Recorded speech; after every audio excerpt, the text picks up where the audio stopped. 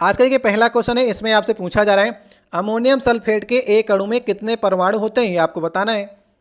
तो चलिए सबसे पहले एक बार आप लोग करने का प्रयास करिए, इसे तोड़ करके आप लोग समझिए। सबसे पहले आप लोग निकाल लीजिए NH4 के होल ट्वाइज में कितने आपको एटम्स देखने को मिल रहे हैं।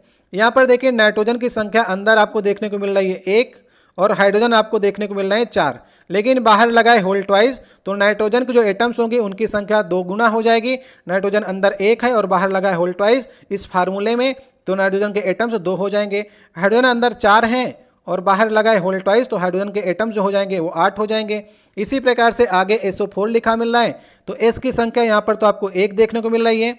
ऑक्सीजन यहाँ पर 4 होंगे, तो टोटल इस मॉलिक्यूल की बात करेंगे तो एटम्स आपको कितने मिल गए, 8 2 10, 10 से 11 4 15, मतलब कि अमोनियम सल्फेट के एक अणु में आपको 15 परमाणु देखने को मिल रहे हैं। सही ऑप्शन हो जाएगा पहला वाला। आपके एग्जाम में देखिए क्वेश्चन को घुमा भी देता है, पूछ सकता था अमोनियम सल्फेट के 2 अणु में कितने परमाणु होते हैं, तो अगर आपसे 2 पूछेगा तो इसकी संख्या को आपको डबल कर देना है। अगर 3 पूछता है तो 3 गुना कर दीजिएगा। इस प्रकार से एग्जाम में आपको क्वेश्चनों को समझना भी है, तो सही ऑप्शन होगा पहला वाला। अगर आपको वीडियो अच्छा लग रहा हो तो वीडियो को लाइक कर दीजिएगा। अगर आप लोग पहली बार चैनल पर आए, चैनल को सब्सक्राइब कर दीजिएगा और बगल में लगी बेल आइकन को दबा दीजिएगा ताकि नेक्स्ट वीडियो की नोटिफिकेशन जो है वो सबसे पहले आपके पास पहुंच सके। अब देखिए नेक्स्ट हमारा दूसरा क्वेश्चन है, इसमें आपसे पूछा जा रहा है इसमें से कौन सा एक सेप्रोट्रोप है। ये 4 आपको ऑप्शन दिए गए। सेप्रोट्रोप को हिंदी में कहते हैं मृतोपजीवी, और मृतोपजीवी वे आपके जीव होते हैं जो सड़े गले पेड़ पौधों या फिर सड़े गले जीवों से अपना भोजन बनाते हैं, वे आपके सेप्रोट्रोप में रखे जाते हैं। तो सही ऑप्शन होगा कुकुरमुत्ता, जिसे हम लोग इंग्लिश में मशरूम कहते हैं। इसकी सब्जी भी आप लोग खाते होंगे, ये आपका मृतोपजीवी में आता है। तो मृतोपजीवी में आपके जैसे ऑप्शन में आपके कवक रख सकता था, मशरूम एक प्रकार का कवक ही है। जीवाणु भी आपके ऑप्शन में रख सकता था, जीवाणु भी आपके मृतोपजीवी होते हैं।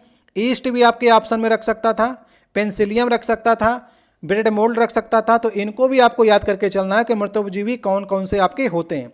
इनके वर्ग की बात करेंगे, किस वर्ग के अंतर्गत ही आपके आते हैं, तो थैलोफाइटा के अंतर्गत आपके मृतोपजीवी आते हैं। इनका शरीर जो होता है थैलस के समान होता है, जड़ तना पत्ती में ये आपके विभाजित नहीं होते हैं। तो सही ऑप्शन नंबर हमारा पहला हो जाएगा। अब देखिए नेक्स्ट हमारा तीसरा क्वेश्चन है, पानी को ब्लीचिंग पाउडर में मिलाने से कौन सी गैस निकलती है, आपको बताना है।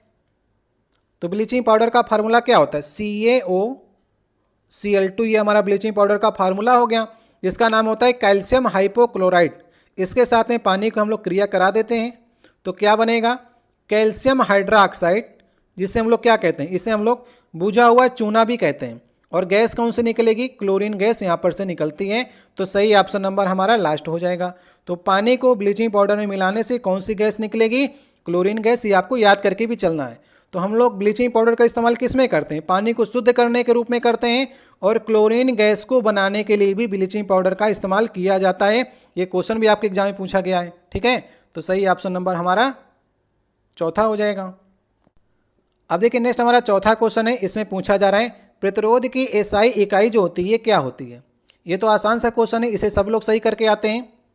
सही ऑप्शन होगा तीसरा वाला, ओम जो होती है वो प्रतिरोध की SI इकाई होती है। क्योंकि ओम्स लॉ क्या कहता है, ओम्स लॉ कहता है R बराबर V/I के, जहाँ पर R क्या है, प्रतिरोध है, V क्या है, वोल्टेज है, I क्या है, धारा है। तो ओम्स लॉ के अंतर्गत जो R होता है उसकी SI इकाई जो होती है वो ओम होती है। ऑप्शन में आपके न्यूटन दिया गया है, न्यूटन किसका इकाई होती है, ये बल की होती है। कूलाम किसकी इकाई होती है, ये आवेश की होती है। और जूल किसकी होती है, कार्य या फिर ऊर्जा की इकाई जो होती है वे आपकी जूल होती है, ठीक है। देखिए आपके एग्जाम में ओम भी आता है, और यदि आपसे पूछता है कि ओम मीटर, ये ओम का निशान है और मीटर, अगर ओम मीटर किसका मात्रक होता है, ओम मीटर जो होता है वो रेजिस्टिविटी का मात्रक होता है, या फिर हिंदी में बात करें तो विशिष्ट प्रतिरोध का जो मात्रक होता है वो ओम मीटर होता है। यदि आपसे पूछे कि ओम इनवर्स किसका मात्रक होता है, जिसे हम लोग कहते हैं कि मेहो, MHO, ओम का उल्टा। देखिए ओम इस प्रकार से लिखा जाता है, ओम इनवर्स करेंगे तो मेहो जो है ये किसका मात्रक होता है, ये मात्रक होता है आपका चालकता का, ठीक है। चालकता जो होती है वो 1/R होता है, मतलब कि G बराबर 1/R होता है। अगर रजिस्टेंस बढ़ेगा तो चालकता घटेगी, रेजिस्टेंस घटेगा तो चालकता जो है बढ़ेगी। इस प्रकार से चालकता का जो मात्रक होता है वो ओम इनवर्स या फिर मेहो होता है, ये भी आपको याद करके चलना है। रेजिस्टिविटी का जो मात्रक होता है वो ओम मीटर होता है, ये भी कई बार आपके एग्जाम में पूछा गया है, इसलिए ये सारे क्वेश्चन आपको कराए जा रहे हैं। सही ऑप्शन नंबर तीसरा हो जाएगा। अब देखिए नेक्स्ट हमारा 5वां क्वेश्चन है, इसमें पूछा जा रहा है निम्नलिखित में से किस उत्पाद के मूल्य में वृद्धि होने के परिणाम स्वरूप कई उत्पादों के मूल्य में वृद्धि होगी जिसका परिणाम मुद्रास्फीति होगा। मतलब आपसे पूछ रहा है किस उत्पाद के अगर मूल्य में वृद्धि हो जाएगी तो सभी चीज़ें महंगी हो जाएंगी। तो सही ऑप्शन होगा पेट्रोलियम। अगर डीजल पेट्रोल महंगा हो गया तो सारा परिवहन ही आपका डीजल पेट्रोल से चलता है। जितने आपके समुद्र के जहाज हैं वे भी आपके माल जो हैं डीजल से ढोते हैं, जितने आपके ट्रक हैं ये भी सभी आपके पेट्रोलियम से चलते हैं। तो अगर पेट्रोलियम महंगा हो जाएगा तो भाड़ा महंगा हो जाएगा, और भाड़ा महंगा हो जाएगा तो हर चीज़ें आपकी महंगी हो जाएंगी। तो सही ऑप्शन नंबर हमारा पेट्रोलियम होगा। अब देखिए नेक्स्ट हमारा क्वेश्चन नंबर 6वां है, संवेग को किसके गुणनफल के रूप में व्यक्त किया जाता है। तो मोमेंटम का फार्मूला क्या होता है, P बराबर होता है mv के, ठीक है, जहाँ पर m क्या होता है मास होता है और v क्या होता है वेलोसिटी होती है। तो किस ऑप्शन में लिखा गया है मास और वेलोसिटी, तीसरे वाले में। द्रव्यमान और वेग के मल्टीपल को हम लोग क्या कहते हैं, संवेग कहते हैं। सही ऑप्शन नंबर तीसरा हो जाएगा। और बल क्या होता है F बराबर ma होता है। मास और एक्सेलरेशन या फिर द्रव्यमान और त्वरण के मल्टीपल को हम लोग क्या कहते हैं, फोर्स कहते हैं। ये भी आपको ध्यान रखना है। तो अभी आपसे संवेग पूछा गया था, तो सही ऑप्शन नंबर तीसरा हो जाएगा। अब देखिए नेक्स्ट हमारा 7वां क्वेश्चन है, इसमें लिखा गया है कि एक उत्तल दर्पण जिसकी फोकस लंबाई आपको f दी गई है और उसे किसी द्रव में जिसका अपवर्तनांक आपको 4/3 लिखा गया है उसमें डुबोया जाता है, तो द्रव में दर्पण की फोकस लंबाई क्या होगी ये आपको बताना है। ये काफ़ी अच्छा क्वेश्चन है, ये काफ़ी कन्फ्यूजिंग क्वेश्चन भी होता है क्योंकि आपके एग्जाम में देखिए यहाँ पर दर्पण पूछा गया है। दर्पण और लेंस को आपको ध्यान से पढ़ना है। अगर लेंस पूछा जाएगा तो काफ़ी अलग सवाल हो जाएगा, दर्पण पूछा जाएगा तो इसमें जो आंसर होगा वो एफ ही रहेगा, क्योंकि दर्पण जो होता है उसे किसी भी आपके द्रव में डुबोएंगे तो वो द्रव के अपवर्तनांक पर निर्भर नहीं करता है।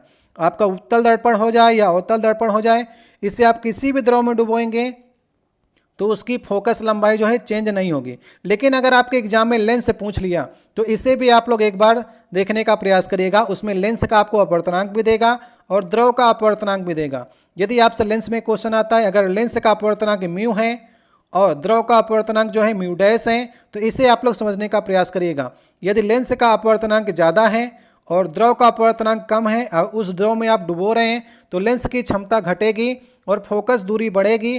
तो यहाँ पर जो लेंस की प्रकृति होगी वो सेम रहेगी। जैसे अवतल लेंस है तो अवतल लेंस ही रहेगा और उत्तल लेंस है तो उत्तल लेंस ही रहेगा।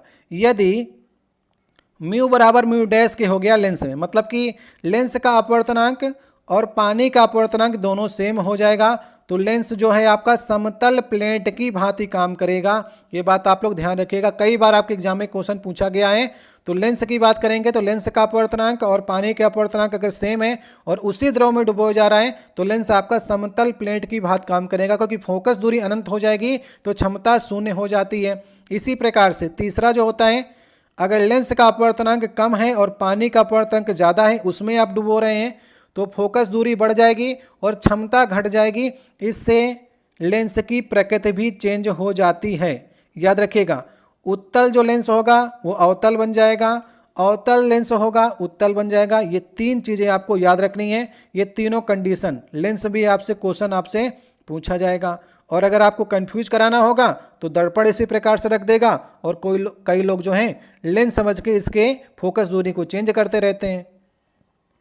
अब देखिए नेक्स्ट हमारा है कि सर्च लाइट का परावर्तक कौन सा होता है। तो देखिए मैंने आपको रटाया हुआ है कि सर्च लाइट आपका हो गया तो उसमें आपका अवतल दर्पण का प्रयोग करते हैं। सर्च लाइट हो गया, गाड़ी की जो आपकी हेडलाइट होती है उसमें आपका ENT मतलब कि नाक कान गला के जो डॉक्टर होता है वो आपका किस दर्पण का प्रयोग करते हैं, अवतल दर्पण का प्रयोग करते हैं। सोलर जो आपका कुकर हो गया उसमें किस दर्पण का प्रयोग किया जाता है, उसमें भी आपका अवतल दर्पण का प्रयोग किया जाता है। टार्च में आपका अवतल दर्पण का प्रयोग किया जाता है। सर्च लाइट में इस प्रकार से मैंने आपको रटाया हुआ है कि कौन सा दर्पण कहाँ पर प्रयोग किया जाता है, क्योंकि ये एक प्रकार का अपसारी दर्पण होता है। ये अनंत से आने वाले प्रकाश को फैला देता है, समझ गए आप। उसी प्रकार से अगर आपसे उत्तल दर्पण पूछता है तो साइड जो आपके मिरर होते हैं या रेयर मिरर जो होते हैं उसमें उत्तल दर्पण का प्रयोग किया जाता है, इसमें आपको कंफ्यूज नहीं होना है। अब देखिए नेक्स्ट हमारा क्वेश्चन है, इसमें पूछा जा रहा है मार्च 2018, तो अभी हम लोग चेंज करके इसे 2024 का अपडेट डाटा हमको पढ़ना है क्योंकि ये पुराना पेपर है, लेकिन हम आपको पेपर इसलिए करा रहे हैं कि कैसे आपके क्वेश्चन बन सकते हैं वे आपको इस प्रकार से तैयार करके जाने हैं। आपसे पूछा जा रहा है इलाहाबाद बैंक के एमडी और सीईओ कौन है, तो इस प्रकार से आपको सारे बैंकों के जो हैं अध्यक्ष और सीईओ को याद करके जाना है, इसलिए मैं आपको ये क्वेश्चन करा रहा हूँ। ठीक है, तो अभी जो इलाहाबाद बैंक का विलय जो है ये किस बैंक में हो गया है, ये इंडियन बैंक में हो गया है, याद रखिएगा इंडियन बैंक में इलाहाबाद बैंक का विलय हो गया है, इसलिए मैं आपको क्वेश्चन करा रहा हूँ कि आपसे पूछेगा तो इंडियन बैंक के सीईओ पूछेगा और वो कौन है, शांतिलाल जैन है, याद कर लीजिएगा। शांतिलाल जैन जो हैं वे आपके इंडियन बैंक के सीईओ हैं। 2024 में अपडेट डाटा मैं आपको पढ़ा रहा हूं, आपसे इंडियन बैंक का पूछ सकता है कि विलय इलाहाबाद बैंक का विलय किस में किया गया है, इंडियन बैंक में किया गया है, इसलिए क्वेश्चन आपको कराएं। पुराना डाटा तीसरा ऑप्शन था।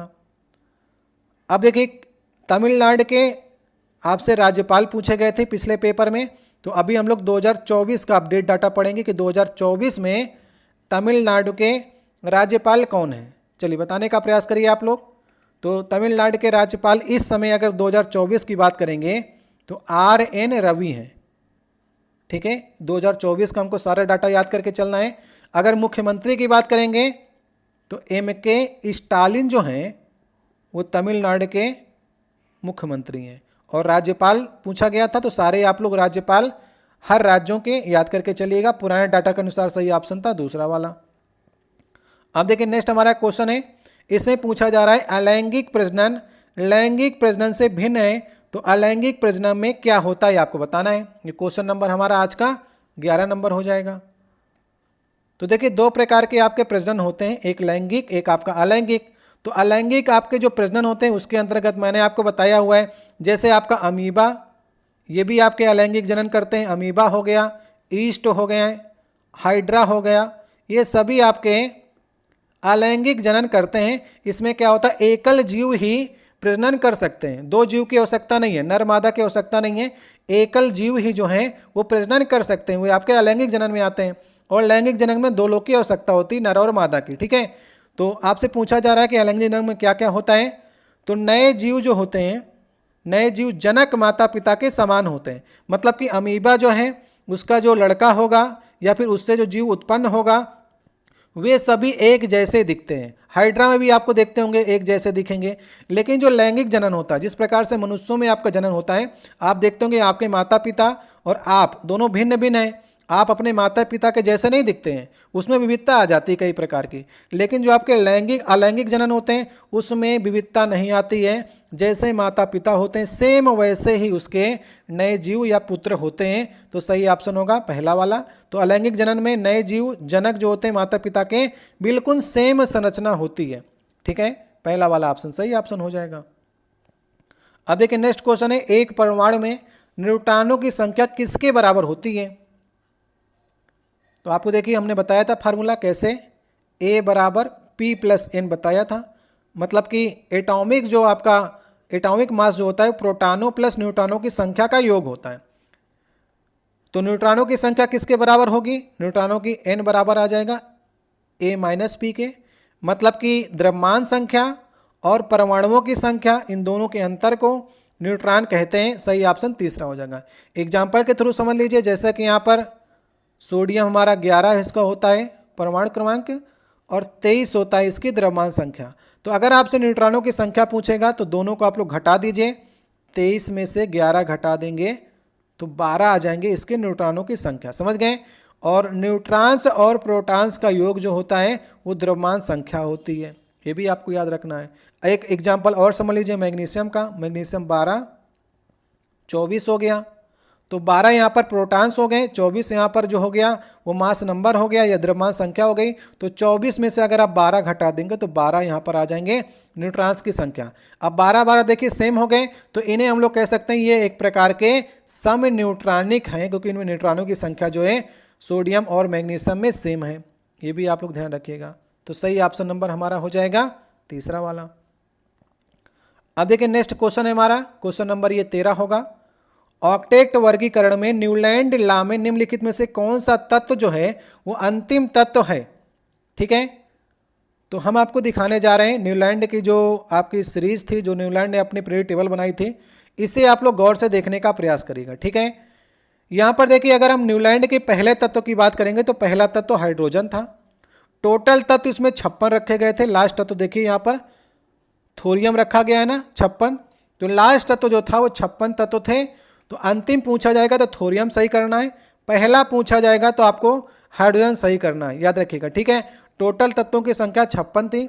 1866 में न्यूलैंड ने अपने ऑक्टेट का नियम दिया था, ये भी आपको याद रखना है। और न्यूलैंड का ऑक्टेट का नियम जो है किस तत्व के आगे जाकर के फेल हो गया था, ये भी क्वेश्चन आपके एग्जाम में पूछा जाता है।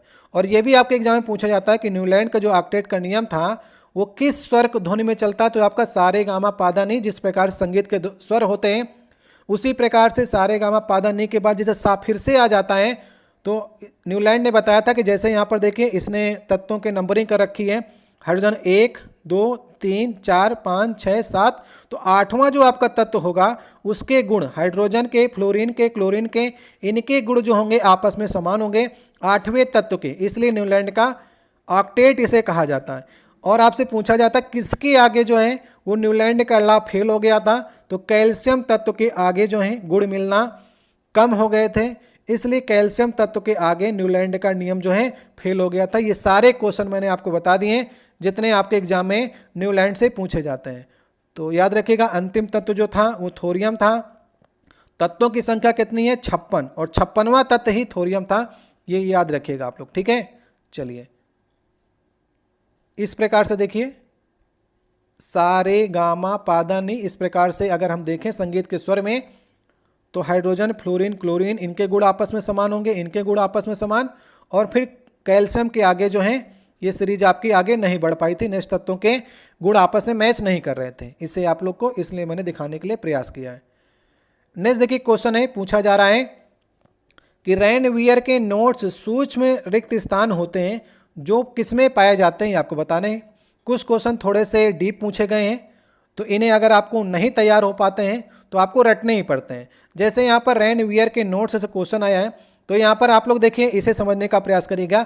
ये है आपकी तंत्रिका कोशिका। ठीक है, तंत्रिका कोशिका में आपको मालूम है साइटान होता है, एक्सॉन होता है, डेंड्रॉइड्स होता है, और यहाँ पर देखिए आपको माइलिन सीट देखने को मिल रही है। माइलिन सीट या फिर माइलिनीकृत एक्सॉन इसे कहते हैं। तो जैसे यहाँ पर आप देख रहे हैं रेनवियर के नोट्स जो हैं वो माइलिन सीट के अंतर्गत ही आते हैं। तो माइलिन सीट जो है जहाँ जहाँ पर संकुचित हो जाती है, देखिए यहाँ पर माइलिन सीट आई है और यहाँ पर संकुचित हो जा रही है, जहाँ पर सिकुड़ापन होता है वहाँ पर सूक्ष्म रिक्त स्थान होते हैं, उसी कहते हैं रेनवियर के नोट्स।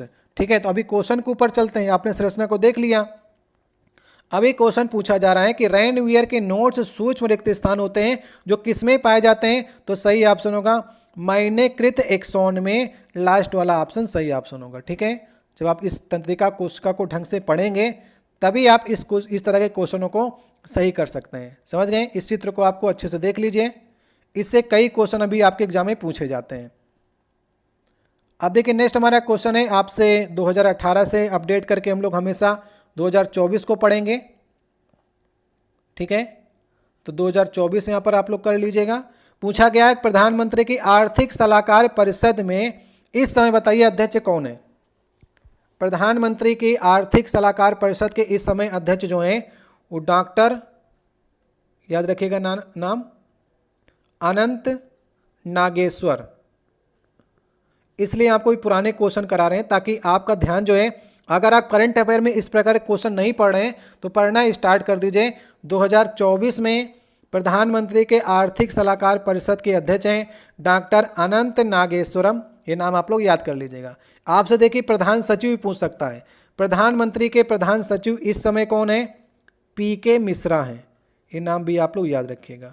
ठीक है, तो पुराना डाटा के अनुसार भी आंसर देख लीजिए, पहले जो थे वो विवेक देवराय थे। अब देखिए नेक्स्ट हमारा क्वेश्चन नंबर 16 है, उस धातु का आपको नाम बताना है जिसे आसानी से चाकू से काटा जा सकता है। देखिए धातुओं का जो गुण होता है, धातुएं ज़्यादातर कठोर हैं, लेकिन कुछ आपकी धातुएं जो हैं वो नरम धातुओं में आती हैं। जैसे आपके ऑप्शन में सोडियम रखा गया है, सोडियम आपकी नरम धातुओं में आती है, इसे चाकू से आप आसानी से काट सकते हैं। आपके ऑप्शन देखिए सोडियम भी दे सकता था, सोडियम तो दिया ही हुआ है, पोटेशियम दे सकता था, लिथियम भी आपकी नरम धातुओं में आती है और सीजियम भी आपकी नरम धातुओं में आती है। तो सोडियम, पोटेशियम, लिथियम, सीजियम ये सभी आपकी नरम धातुओं में आती हैं, कोई भी आपके ऑप्शन में रख सकता था, लेकिन ज़्यादातर सोडियम, पोटेशियम, लिथियम आपको देखने को मिलेंगे। और एक क्वेश्चन आपके एग्जाम में आता है कि सोडियम को किस में रखा जाता है, तो सोडियम को मिट्टी के तेल में डुबो करके रखा जाता है, क्योंकि ये बहुत ज़्यादा अपक्रियाशील आपकी धातु होती है, ये हवा में और नमी पा जाए तो आग पकड़ लेती है। तो सोडियम को, लिथियम को और पोटेशियम को, इनको भी आपको मिट्टी के तेल के अंतर्गत रखा जाता है, क्योंकि ये भी आपकी बहुत ही ज़्यादा अपक्रियाशील धातुएं होती हैं। और आपका एक क्वेश्चन पूछा जाता है कि किस अधातु को, याद रखिएगा तब आपसे अधातु पूछेगा, किस अधातु को पानी के अंदर रखा जाता है। ये क्वेश्चन आपके एग्जाम में पूछा गया है। अभी तो मिट्टी का तेल देखिए पूछा गया, किस अधातु को पानी के अंदर रखा जाता है, तो आपको सही करना है फास्फोरस। फास्फोरस जो है वो ऑक्सीजन से क्रिया कर लेता है, इसलिए इसे पानी के अंदर रखा जाता है डुबो करके। मिट्टी के तेल में सोडियम, पोटेशियम, लिथियम और अधातु में पूछेगा तो पानी के अंदर डुबो के रखा जाता है फास्फोरस को। सही ऑप्शन होगा तीसरा वाला। अब देखिए नेक्स्ट हमारा 17 नंबर क्वेश्चन है। इसमें पूछा जा रहा है कि 4 किलोग्राम भार की एक वस्तु जो है वो क्षैतिज दिशा में 5 मीटर पर सेकंड की गति से बढ़ रही है। इसकी गति अगर 10 मीटर पर सेकंड तक बढ़ाने पर इस पर किया गया कार्य आपको बताना है। तो ये क्वेश्चन कई लोग दो प्रकार से करते हैं, दोनों प्रकार से, जिसमें आपको जिस प्रकार समझ में आता है वैसे आप लोग करने का प्रयास करिएगा। यहाँ पर देखिए कार्य क्या होता है, कार्य बराबर W बराबर F इंटू एस होता है, और F तो आपको फोर्स तो दिया नहीं गया, तो इसको और चेंज कर लीजिए, F क्या हो जाएगा, F बराबर ma/s। मास आपको यहाँ पर दिया गया है 4 किलोग्राम, लेकिन एक्सेलरेशन और विस्थापन आपको नहीं दिया गया है, तो आप यहाँ पर यूज करेंगे गति के तीसरे नियम को। गति का तीसरा नियम क्या कहता है, v स्क्वायर बराबर u स्क्वायर प्लस 2as। ठीक है, ये गति का तीसरा नियम है। अंतिम वेग आपको दिया गया 10 मीटर पर सेकंड, तो इसका स्क्वायर के लिए 10 का स्क्वायर करेंगे तो 100 आ जाएगा। प्रारंभिक वेग आपको 5 दिया गया है, तो 5 का स्क्वायर करके यहाँ पर लिख दीजिए, और 2as आ जाएगा। 2as की वैल्यू कितनी आ जाएगी, 100 माइनस 25 करेंगे तो 75 आ जाएगी, और as की वैल्यू यहाँ पर से निकल करके 75/2, और as यहाँ पर आप रख दीजिए as की जगह में। मास आपको 4 दिया गया है, 75/2 आप रखेंगे, 2 से यहाँ पर कटेगा 2 आ जाएगा, 75 दूनी 150, तो कार्य जो आ जाएगा वो 150 जूल आ जाएगा। सही ऑप्शन नंबर पहला हो जाएगा। कुछ लोग देखिए इसको गतिज ऊर्जा से लगाते हैं कि काइनेटिक एनर्जी में जो वृद्धि होती है वो कार्य के बराबर ही होती है। तो काइनेटिक एनर्जी में वृद्धि अगर आपको निकालनी है तो 1/2 mv, और यहाँ पर v2 का स्क्वायर माइनस v1 का स्क्वायर, ये आपकी वृद्धि आ गई काइनेटिक एनर्जी की। तो 1/2 m की वैल्यू आपको 4 दी गई है, और v2 यहाँ पर 10 है तो 10 का स्क्वायर करेंगे तो 100 आ जाएगा, और v1 यहाँ पर 5 है तो 5 का स्क्वायर करेंगे तो 25 आ जाएगा। तो 2 से यहाँ कट जाएगा, 2 आ जाएगा, 2 × 75 करेंगे तो फिर भी आपको आंसर जो है वो 150 प्राप्त हो जाएगा। तो इस प्रकार से भी कई लोग काइनेटिक एनर्जी लगाते हैं, कुछ लोग गति के तीसरे नियम का प्रयोग करके लगाते हैं, जिसमें से आपको समझ में आ जाए वैसे आप लोग इस प्रकार के क्वेश्चन को लगाने का प्रयास करिएगा। दोनों में आपको आंसर जो है पहला ही देखने को मिलेगा। अब देखिए नेक्स्ट हमारा 18 नंबर क्वेश्चन है। इसमें एक पुस्तक आपसे पूछी गई, उस लेखक का आपको बताना है नाम, जिसकी पुस्तक का नाम है the association of small bombs. ठीक है, जो वर्तमान में अंतर्राष्ट्रीय डबलिन लिटरेरी अवार्ड के लिए चुने गए थे। तो ये पुस्तक जो है 2016 में उपन्यास लिखा गया था, किसके द्वारा, करण महाजन के द्वारा। ठीक है, जिन्हें बाद में अंतर्राष्ट्रीय डबलिन अवार्ड ही मिला था। इसलिए पुस्तक अभी भी आपको याद करके चलनी है। जो पुस्तक अवार्ड पा जाती है ना, वो कई वर्षों तक आपके एग्जाम में पूछी जाती है। इनका एक उपन्यास 2012 में इन्होंने लिखा था, जिसका नाम था फैमिली प्लानिंग। ये भी काफ़ी फेमस हुआ था। और करण महाजन का ये आप लोग याद रखिएगा, इसमें 1996 में नई दिल्ली के बाज़ार में जो बम विस्फोट हुआ था उसके कहानी जो है इसके अंदर जो है रखी गई है, लेकिन रेलवे ने इसका आंसर गलत लगाया है। रेलवे ने चेतन भगत किया है, आप लोग इसे सही कर लीजिएगा। ये करण महाजन की पुस्तक है, रेलवे से गलती होती है, इसलिए ये पेपर करा रहा हूँ ताकि आप समझ सके कि आंसर जो है रेलवे गलत करके चलता है। सही ऑप्शन नंबर पहला हो जाएगा। अब देखिए नेक्स्ट हमारा एक और क्वेश्चन आया था करंट अफेयर से, इसे अपडेट करके 2024 कर लीजिएगा। अभी भी जो अगर बात करें तो कोलकाता के आईपीएल टीम के जो हैं कोलकाता नाइट राइडर्स के मालिक कौन हैं, ये पूछा गया था। तो अभी अगर हम बात करें तो अभी भी आपसे क्वेश्चन आ सकता है। पिछली बार कोलकाता पूछा गया था, तो कोलकाता के कौन है, शाहरुख खान है, और शाहरुख खान के साथ में जूही चावला भी हैं। ठीक है, जूही चावला और शाहरुख खान दोनों इसके मालिक हैं। अगर हम बात करते हैं कि मुंबई के कौन है, तो मुंबई के आपके मुकेश अंबानी हैं।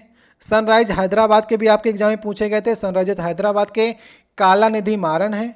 सीएसके मतलब कि चेन्नई के अगर आपसे पूछता है तो एन श्रीनिवासन है।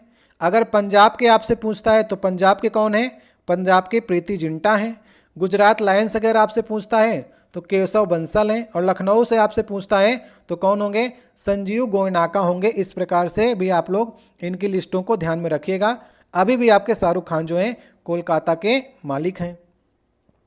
नेक्स्ट देखिए क्वेश्चन है कि किन अभिक्रिया के द्वारा उच्च प्रतिक्रिया वाली धातुओं का निष्कासन होता है। तो इसका सही ऑप्शन होगा इलेक्ट्रोलिसिस, जिसे हम लोग हिंदी में कहते हैं विद्युत अपघटन। विद्युत अपघटन के द्वारा जो उच्च प्रतिक्रियाशील धातुएं होती हैं, जैसे आपका एल्युमिनियम हो गया, कैल्शियम हो गया, सोडियम हो गया, मैग्नीशियम हो गया, इनको जब अयस्क से निष्कर्षण करते हैं धातुओं का, तो किस क्रिया का प्रयोग करते हैं, इलेक्ट्रोलिसिस का प्रयोग करते हैं, विद्युत अपघटन का प्रयोग करते हैं। जल में विद्युत धारा प्रवाहित करके इनका निष्कासन किया जाता है, इसी को कहते हैं इलेक्ट्रोलिसिस। सही ऑप्शन नंबर तीसरा हो जाएगा। अब देखिए नेक्स्ट हमारा 21 नंबर क्वेश्चन है। आपको बताना है रिक्त स्थान की जगह पर उचित विकल्प का आपको चयन करना है। वे पौधे जिनमें पौधों के विभिन्न भाग उपस्थित नहीं होते हैं, वे किस समूह के अंतर्गत होते हैं। तो हमने आपको बताया था कि पादप जो होते हैं वो 3 प्रकार के होते हैं। एक आपका ब्रायोफाइटा, थैलोफाइटा और टेरिडोफाइटा। इन 3 भागों में पादप को जो है बांटा गया है।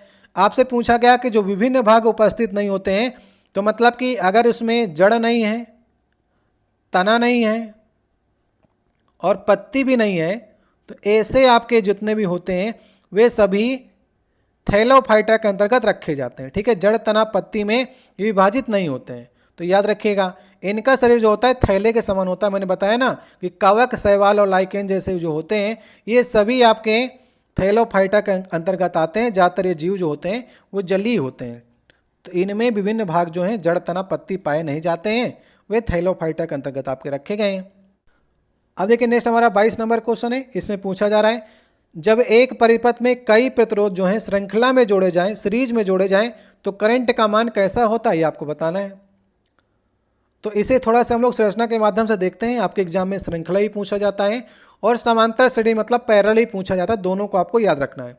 मान लीजिए एक सर्किट हम लोग बनाते हैं और इसमें एक प्रतिरोध ये हो गया, एक प्रतिरोध ये हो गया और एक प्रतिरोध ये हो गया। 3 प्रतिरोध को हमने श्रेणी क्रम में यहाँ पर से जोड़ दिया है।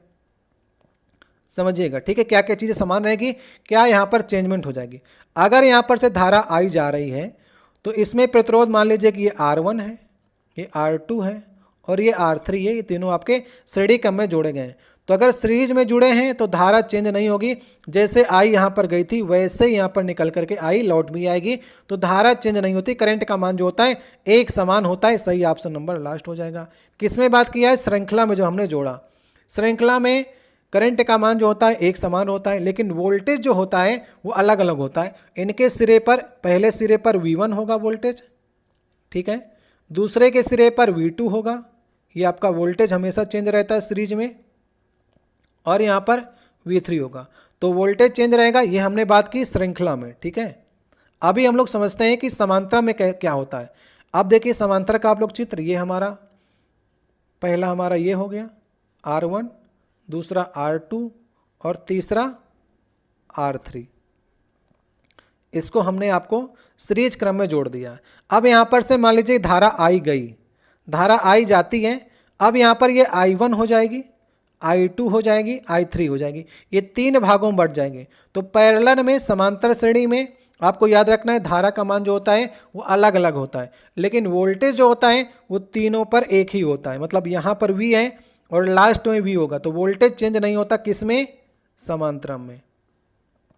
यदि आपसे समांतर श्रेणी में पूछेगा तो वोल्टेज चेंज नहीं होता है, श्रेणी में पूछेगा तो धारा चेंज नहीं होती है।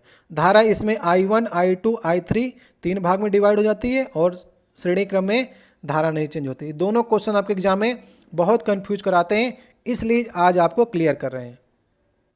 देखिए नेक्स्ट हमारा 23 नंबर क्वेश्चन है, मेंडलीव की आवर्त सारणी में तत्वों के गुणों को उसके किस आवधिक स्वभाव में माना जाता है, ये आपको बताना है। तो मेंडलीव की आवर्त सारणी और मोजले की आवर्त सारणी आपके एग्जाम में काफ़ी कंफ्यूज कराती हैं। तो मेंडलीव की जो आवर्त सारणी थी वो एटॉमिक मास के क्रम में बनाई गई थी, ये बात आपको एग्जाम में ध्यान करके चलनी है। और आधुनिक जो आवर्त सारणी है वो एटॉमिक नंबर के क्रम में बनाई गई है, जो कि मोजले के अनुसार 1913 में बनाई गई थी। और तत्वों की संख्या लगभग आपकी 118 है। और जब मेंडलीव ने आवर्त सारणी की खोज की थी उस समय तत्वों की संख्या 63 थी। 1869 में मेंडलीव ने अपनी पुरानी आवर्त सारणी बनाई थी, याद रखिएगा। देखिए जो स्टूडेंट का पेपर है उन्होंने ऑप्शन नंबर 4 सही किया है, तो कन्फ्यूजन आपको नहीं करना है, ऑप्शन नंबर 1 सही होगा। आधुनिक आवर्त सारणी जब आपसे पूछेगा तो आपको एटॉमिक नंबर के क्रम में आपको लिखनी है, ठीक है। तो सही ऑप्शन कौन सा हो जाएगा, सही ऑप्शन नंबर हमारा पहला हो जाएगा। नेक्स्ट देखिए क्वेश्चन है, इसमें पूछा गया है कि किस सामुदायिक कानून के माध्यम से भारत पाकिस्तान 2 स्वतंत्र राष्ट्रों में विभाजित किए गए थे, ये आपको बताना है। तो किस एक्ट के अंतर्गत ये हुआ था, भारतीय स्वतंत्रता अधिनियम एक्ट 1947 के अंतर्गत हुआ था, ऑप्शन नंबर 2 सही होगा। ये ब्रिटेन की आपकी संसद में 4 जुलाई 1947 को ये एक्ट आपका पेश किया गया था और मंजूरी मिली थी इसे 18 जुलाई 1947 को। ये जो आपका अधिनियम था ये पारित किया गया ब्रिटेन की संसद में, और फिर आपका 15 अगस्त के दिन दोनों देशों को अलग कर दिया गया। 14 तारीख को पाकिस्तान बना और 15 अगस्त को भारत बना था, ठीक है। किस एक्ट के अंतर्गत था वो दूसरे वाले ऑप्शन में लिखा गया। अब नेक्स्ट देखिए क्वेश्चन है कि 1 किलोवाट जो है उसकी वैल्यू कितनी होती है। 1 किलोवाट, ये 25 नंबर क्वेश्चन होगा आज का हमारा। अगर देखिए आपको निकालना हो तो कैसे आप निकालेंगे, 1 किलो है मतलब कि 1000, 1 किलो में 1000 वाट हो गए आपके। वाट मतलब कि जूल सेकंड हो गए, और घंटा में 60 × 60 सेकंड आपके हो गए। तो अगर आपको इस प्रकार से देख रहे हैं तो 3.6 × 10⁶ जूल आपका निकल के चला जाएगा, ठीक है। निकालना हो तो आप इस प्रकार से निकाल सकते हैं। कई लोग याद रखते हैं 3.6 × 10⁶ जूल जो हो जाएगा वो 1 किलोवाट घंटा हो जाएगा। इसे हम लोग 1 यूनिट भी कहते हैं, ठीक है। अगर यूनिट कहेंगे तो 1 किलोवाट घंटा को 1 यूनिट भी कहते हैं। ये विद्युत ऊर्जा का मात्रक है, जो किसी परिपथ में 1 घंटा में जितनी ऊर्जा व्यय होती है उसे हम लोग कहते हैं 1 किलोवाट या फिर 1 यूनिट, याद रखिएगा। तो सही ऑप्शन नंबर हमारा दूसरा हो जाएगा। अब देखिए नेक्स्ट हमारा क्वेश्चन है क्वेश्चन नंबर 26। इसमें पूछा जा रहा है कौन सा अम्ल जो है वो लाल चींटियों में उपस्थित होता है। तो सही ऑप्शन हो जाएगा फार्मिक एसिड, दूसरा वाला ऑप्शन। इसका फार्मूला होता है HCOOH, ठीक है। ये फार्मिक एसिड का फार्मूला होता है जिसे हम लोग कहते हैं मेथनोइक अम्ल, ठीक है। ये आपका लाल चींटियों में होता है, मधुमक्खियों में होता है, बिच्छू में होता है। बिच्छू में ज़्यादा होता है, मधुमक्खियों में थोड़ा कम होता है और चींटियों में और कम होता है। इसके काटने से क्या होता है, सूजन और दर्द जो है उत्पन्न हो जाता है। तो इनके अंदर होता है फार्मिक एसिड, याद रखिएगा। आपके ऑप्शन में देखिए मेलिक अम्ल भी लिखा गया है। तो मेलिक अम्ल किसके अंदर होता है, मेलिक अम्ल जो है वो सेब में पाया जाता है और अंगूर में पाया जाता है, याद रखिएगा। टैनिक अम्ल किस में पाया जाता है, टैनिक अम्ल जो होता है चाय में पाया जाएगा, और मेवा जो आप खाते हैं ना उसमें, चाय में, मेवा में, और वाइन जो शराब होती है ना उसमें आपका टैनिक एसिड पाया जाता है। ऑक्जेलिक अम्ल कहाँ पर पाया जाता है, ऑक्जेलिक अम्ल आपका पालक में, अमरूद में, टमाटर में, इसमें आपका ऑक्जेलिक अम्ल पाया जाता है। और भी देखिए आपके अम्ल जो हैं वो एग्जाम में पूछे जाते हैं, तो आप लोग याद रखिएगा। मैं आपको थोड़ा सा बताता चल रहा हूँ, आप लोग कहीं पर नोट डाउन कर लीजिएगा। खट्टे फलों में साइट्रिक एसिड पाया जाता है। गेहूं में आपका ग्लूटामिक एसिड पाया जाता है। लैक्टिक अम्ल आपका दूध और दही में पाया जाता है। टार्टरिक अम्ल आपका इमली में पाया जाता है। एस्टिक अम्ल आपका सिरके में पाया जाता है और फलों के रसों में पाया जाता है। बेंजोइक अम्ल जो है आपका घास, पत्ते और मूत्र में आपका बेंजोइक अम्ल पाया जाता है। इस प्रकार से कई आपके एग्जाम में और भी पूछे जाएंगे, तो उनकी डिस्कशन बाद में करेंगे। अभी आप लोग इतने याद करके चलिएगा। सही ऑप्शन दूसरा वाला होगा। अब देखिए उपन्यास पूछा गया था। उपन्यास है हाफ ऑफ व्हाट आई से, हिंदी में से कहते हैं जो मैं कहता हूँ उसका आधा। ये 2017 में प्रकाशित किया गया था। तो अभी आपको पुस्तकों में ध्यान देना है, कम से कम पुस्तकें रखिएगा आप लोग लिस्ट में, जो लेटेस्ट आपकी पुस्तकें हों। जैसे आपका 24 में एग्जाम हो रहा है तो 22, 23, 24 की जो भी पुस्तकें आप 2-3 साल में प्रकाशित हुई हैं उनकी लिस्ट आप लोग याद कर लीजिएगा। नहीं अगर आपको मिल रही हो तो बताइएगा, टेलीग्राम चैनल पर हम लोग डिस्कस कर लेंगे और लिस्ट आपको दे देंगे। वहाँ पर से आप लोग इंपॉर्टेंट पुस्तक जो है एग्जाम के 2-4 दिन पहले देख के जाएंगे तो कोई 1-2 पुस्तकें पूछी जाएंगी तो आपको आ जाएंगी। तो ये पुस्तक के लेखक आपसे पूछे गए थे, सही ऑप्शन होगा अनिल मेनन जो हैं वो इस पुस्तक के लेखक हैं। तो सही ऑप्शन नंबर हमारा दूसरा हो जाएगा। अब देखिए नेक्स्ट हमारा 28 नंबर क्वेश्चन है, नकारात्मक त्वरण जो है निम्नलिखित में से किसकी दिशा के विपरीत होता है, ये आपको बताना है। तो नकारात्मक त्वरण का मतलब है मंदन, आपसे पूछ रहा है। तो देखिए एक्सेलरेशन क्या होता है, एक्सेलरेशन ए बराबर होता है डेल्टा वी बाई टी होता है। डेल्टा वी का मतलब होता है v2 माइनस v1 अपान टी, या फिर इसे कह सकते हैं v minus you upon T. अंतिम वेग से प्रारंभिक वेग को घटा देंगे और बटे समय करेंगे तो एक्सेलरेशन आ जाएगा। अगर कोई वस्तु जो है मान लीजिए कि 5 किलोमीटर पर घंटे के हिसाब से चल रही है और फिर वो 10 से आगे बढ़ती है, फिर आगे उसका जो वेग है वो बढ़ करके 15 हो जाता है। तो यहाँ पर देखिए बढ़ रहा है तो अंतिम वेग देखिए ज़्यादा हो गया और प्रारंभिक वेग अगर कम है तो अगर आप यहाँ पर से एक्सेलरेशन निकालेंगे तो 15/15 माइनस 5 करेंगे तो हमेशा वैल्यू जो आएगी ये पॉजिटिव रूप में आएगी। तो ये आपका धनात्मक त्वरण होगा। लेकिन अगर ये 5 किलोमीटर पर घंटा से चल रही थी, बाद में 4 हुआ, बाद में 3 हुआ, तो जब इसका वेग जो है घटने लगेगा तो यहाँ पर अगर आप एक्सेलरेशन निकालेंगे तो v माइनस यू, तो अंतिम वेग 3 हो गया और प्रारंभिक वेग 5 था तो अभी माइनस में आपका आएगा। तो वही आपका नकारात्मक त्वरण हो जाएगा। किसकी दिशा के विपरीत होता है, वेग की दिशा के विपरीत। वेग घटेगा तो त्वरण जो आपका आ जाएगा वो नकारात्मक आ जाएगा और इसे कहते हैं हम लोग मंदन। ठीक है, तो वेग बढ़ेगा जब तो धनात्मक त्वरण होगा, जब वेग घटना स्टार्ट हो जाएगा विपरीत हो जाएगा तो वेलोसिटी अगर माइनस हो गई तो नकारात्मक त्वरण आएगा। ये बात आपको ध्यान रखनी है। नेक्स्ट देखिए करंट अफेयर से पुरानी करंट अफेयर्स था तो अभी अपडेट करके हम लोग 2024 का पढ़ेंगे।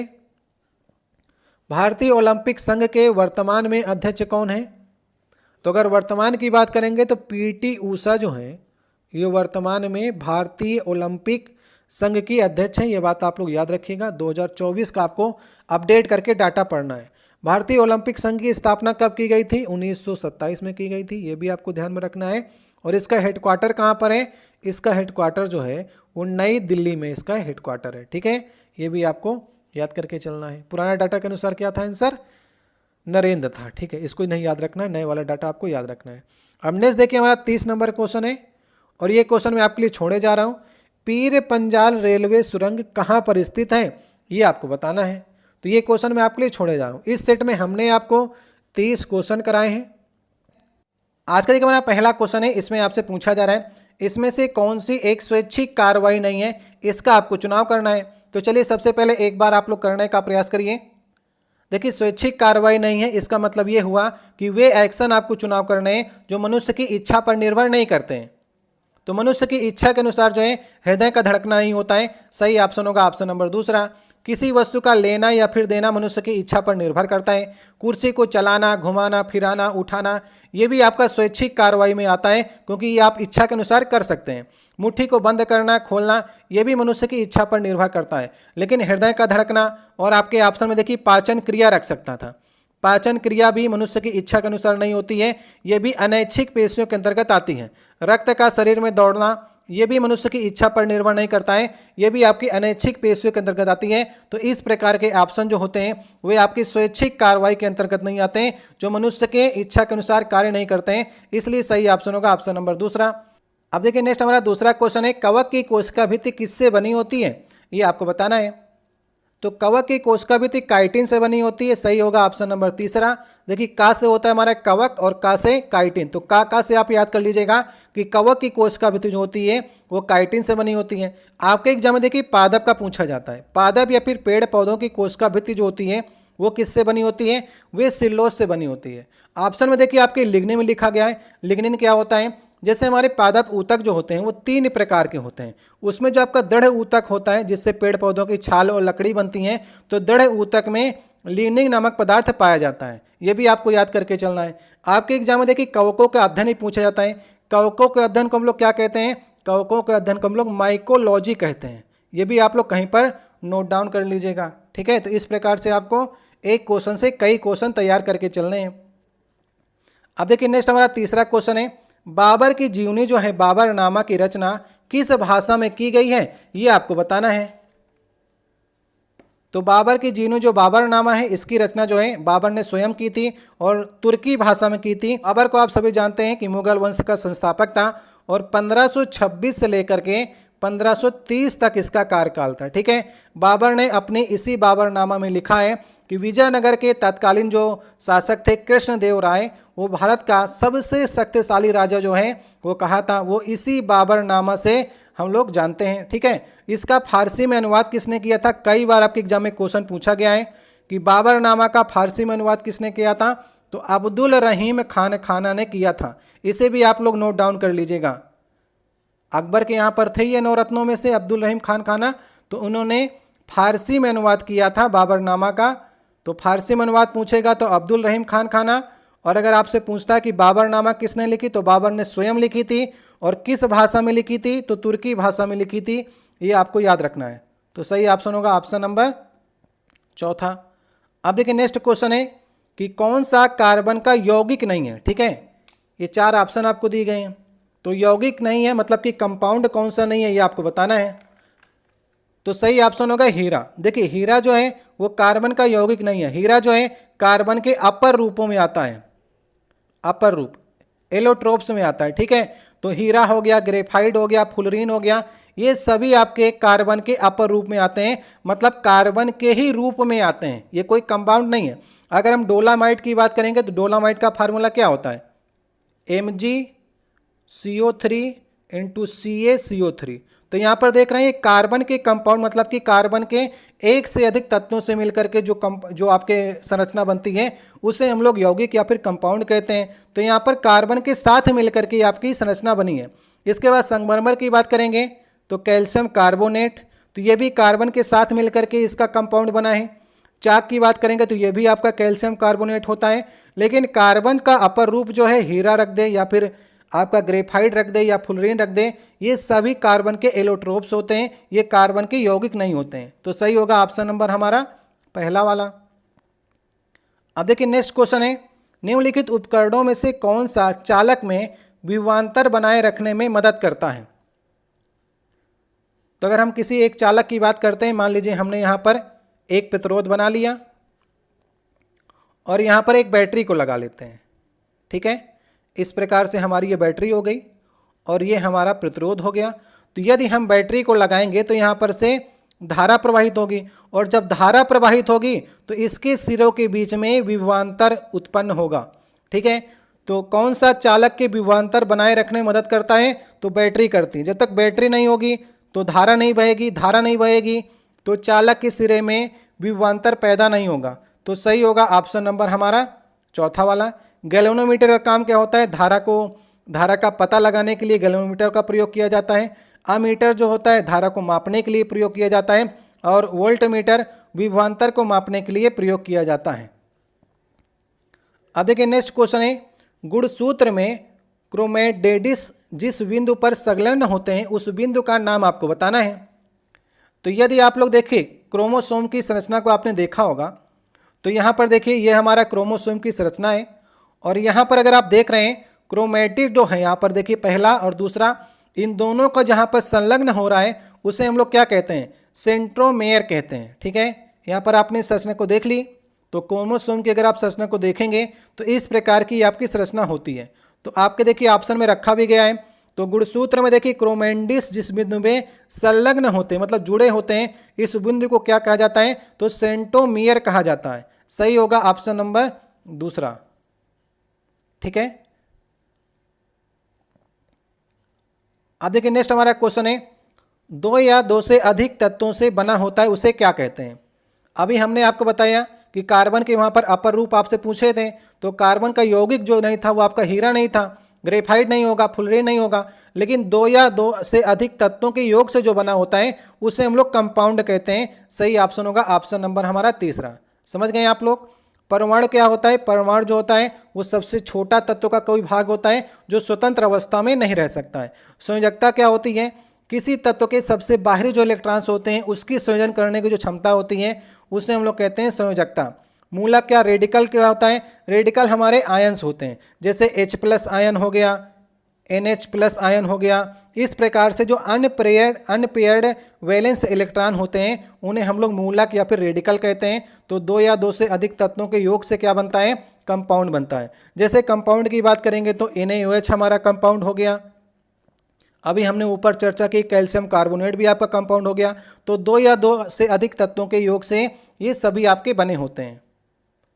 अब देखिए नेक्स्ट हमारा क्वेश्चन है कि प्रसिद्ध भारतीय लेखक अमीश त्रिपाठी रामायण पर आधारित एक श्रृंखला लिख रहे हैं जिनमें पहली 2 किताबों का नाम है राम और सीता। इस श्रृंखला की तीसरी किताब किस पात्र पर आधारित होगी? ये आपको बताना है। तो अमीश त्रिपाठी ने रामायण के ऊपर कई आपकी किताबें लिखी हैं, जिसमें अगर हम बात करेंगे राम जो है वो 2015 में इनकी पहली किताब आई थी। इसके बाद 2017 में इन्होंने एक किताब लिखी, 2017 में सीता आई। ठीक है, 2015 में राम नामक किताब आई थी राम की जीवनी के ऊपर।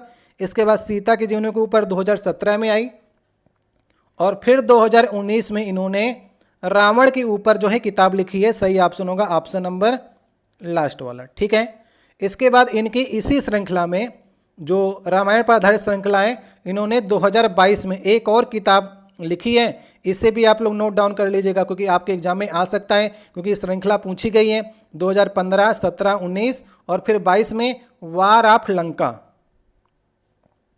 वार ऑफ लंका, तो लंका के ऊपर जो किताब आई है अमीश त्रिपाठी की वो 2022 में आई है और आपके एग्जाम में आ सकती है। ठीक है, तो सही ऑप्शन होगा रावण के ऊपर तीसरी है, चौथी मैंने आपको बता दी कि लंका के ऊपर है। इसके बाद देखिए नेक्स्ट हमारा क्वेश्चन है निम्नलिखित में से किसका उपयोग पेयजल को कीटाणु रहित करने के लिए किया जाता है? ये 4 ऑप्शन आपको दिए गए हैं। ये हमारा 9वां क्वेश्चन होगा। तो पानी को शुद्ध करने के लिए हम लोग ब्लीचिंग पाउडर का इस्तेमाल करते हैं। पिछले वाले सेट में हमने चर्चा की थी। ब्लीचिंग पाउडर का फार्मूला क्या होता है? CaOCl2। ठीक है, इसे कैसे कहते हैं? कैल्शियम हाइपोक्लोराइड कहते हैं। और पिछले वाले सेट में पूछा गया था कि अगर हम लोग ब्लीचिंग पाउडर में पानी के साथ क्रिया करा दें तो क्या बन जाता है? कैल्शियम हाइड्रोक्साइड बन जाता है। और साथ में कौन सी गैस निकलती है? तो क्लोरीन गैस निकलती है। ये क्वेश्चन आपके एग्जाम में पिछले वाले सेट में पूछा गया। तो याद रखिएगा ब्लीचिंग पाउडर में पानी मिलाने से कैल्शियम हाइड्रोक्साइड, इसे हम लोग कहते हैं बुझा हुआ चूना, और उसके साथ में क्लोरीन गैस निकलती है। तो ये रिएक्शन आपको याद करके चलनी है। बेकिंग पाउडर को हम लोग क्या कहते हैं? इसे हम लोग खाने वाला सोडा कहते हैं, NaSCO3। ठीक है, सोडियम बाइकार्बोनेट कहते हैं। और बेकिंग सोडा भी आपका सोडियम बाइकार्बोनेट होता है। धावन सोडा जो होता है ये आपका धोने वाला सोडा होता है, इससे हम लोग कहते हैं सोडियम कार्बोनेट। सोडियम बाइकार्बोनेट जब होगा वो खाने वाला सोडा होगा, और सोडियम कार्बोनेट जो होता है ये धोने वाला सोडा होता है। सही ऑप्शन होगा ब्लीचिंग पाउडर। अब देखिए नेक्स्ट क्वेश्चन है स्पष्ट गूंज सुनने के लिए मूल ध्वनि और प्रतिध्वनि के बीच में कितना समय अंतराल होना चाहिए? कम से कम आपसे पूछा गया है। तो इको आपको बताना है। जब भी आपसे इको का क्वेश्चन बनेगा तो 2 प्रकार से क्वेश्चन पूछता है। एक तो क्वेश्चन ये पूछता है कि प्रतिध्वनि सुनने के लिए स्रोत, ठीक है, नोट डाउन कर लीजिएगा, प्रतिध्वनि सुनने के लिए स्रोत और परावर्तक सतह, परावर्तक सतह के बीच की न्यूनतम जो दूरी होती है वो 16.6 मीटर की होती है, या पर इसे कहीं पर 17 मीटर भी लिख सकता है। तो इसे भी याद रखिएगा कि अगर आपको इको सुनना है तो स्रोत मतलब जहाँ से ध्वनि निकल रही है और जो आपका परावर्तक सतह है उसके बीच की दूरी जो होती है वो 17 मीटर होना चाहिए इको के लिए। और यहाँ पर पूछा गया है कि ध्वनि के बीच का समय अंतराल जो होता है, कान में ध्वनि का जो प्रभाव होता है वो 1/10 सेकेंड के लिए होता है। ठीक है, तो 1/10 सेकेंड का मतलब हुआ 0.1 सेकेंड। तो सही ऑप्शन नंबर तीसरा हो जाएगा। इस प्रकार से ये क्वेश्चन 2 प्रकार से पूछे जाते हैं। एक आपसे पूछेगा कि कितना समय अंतराल होना चाहिए, तो 1/10 सेकेंड, और दूरी पूछेगा तो 17 मीटर। ये 2 ही क्वेश्चन आपसे इको से पूछे जाते हैं। अब देखिए नेक्स्ट क्वेश्चन है, आपको बताना है निम्नलिखित नियम किसने प्रदान किया था कि तत्वों का गुणधर्म एवं उसके परमाणु द्रव्यमानों का आवधिक गुणधर्म होता है। तो जब भी तत्वों के गुण जो हैं परमाणु द्रव्यमान पर अगर निर्भर कर रहे हैं, इसका मतलब ये पुरानी वाली आवर्त सारणी है। और पुरानी वाली आवर्त सारणी किसके अनुसार थी? तो ये आपकी मेंडलीव के अनुसार थी। सही ऑप्शन होगा ऑप्शन नंबर चौथा। यदि यहाँ पर परमाणु क्रमांक लिखेगा तो आपको मोजले के अनुसार सही करनी है। डोबे-डायनर ने क्या दिया था? त्रिक सिद्धांत दिया था। ये सीधे सीधे क्वेश्चन पूछता है कि किसने त्रिक सिद्धांत दिया था? डोबे-डायनर दिया था। कब दिया था? 1817 में दिया था। मोजले ने 1913 में अपनी आधुनिक आवर्त सारणी दी है, जो किसके गुणधर्म पर निर्भर करती है? परमाणु क्रमांक के गुणधर्म पर निर्भर करती है। ये क्वेश्चन तो मैं कई बार आपको करा चुका हूँ, अब आपकी जुबान में ये सारे क्वेश्चन होंगे। न्यूलैंड ने क्या दिया था? 1865 और 66 के बीच में न्यूलैंड ने अपना अष्टक का नियम दिया था। ये भी कई बार आपको हम क्वेश्चन को करा चुके हैं, लेकिन आपसे पूछेगा परमाणु द्रव्यमान तो आपको मेंडलीव सही करना है। कब दी थी मेंडलीव ने अपनी आवर्त सारणी? 1869 में दी थी।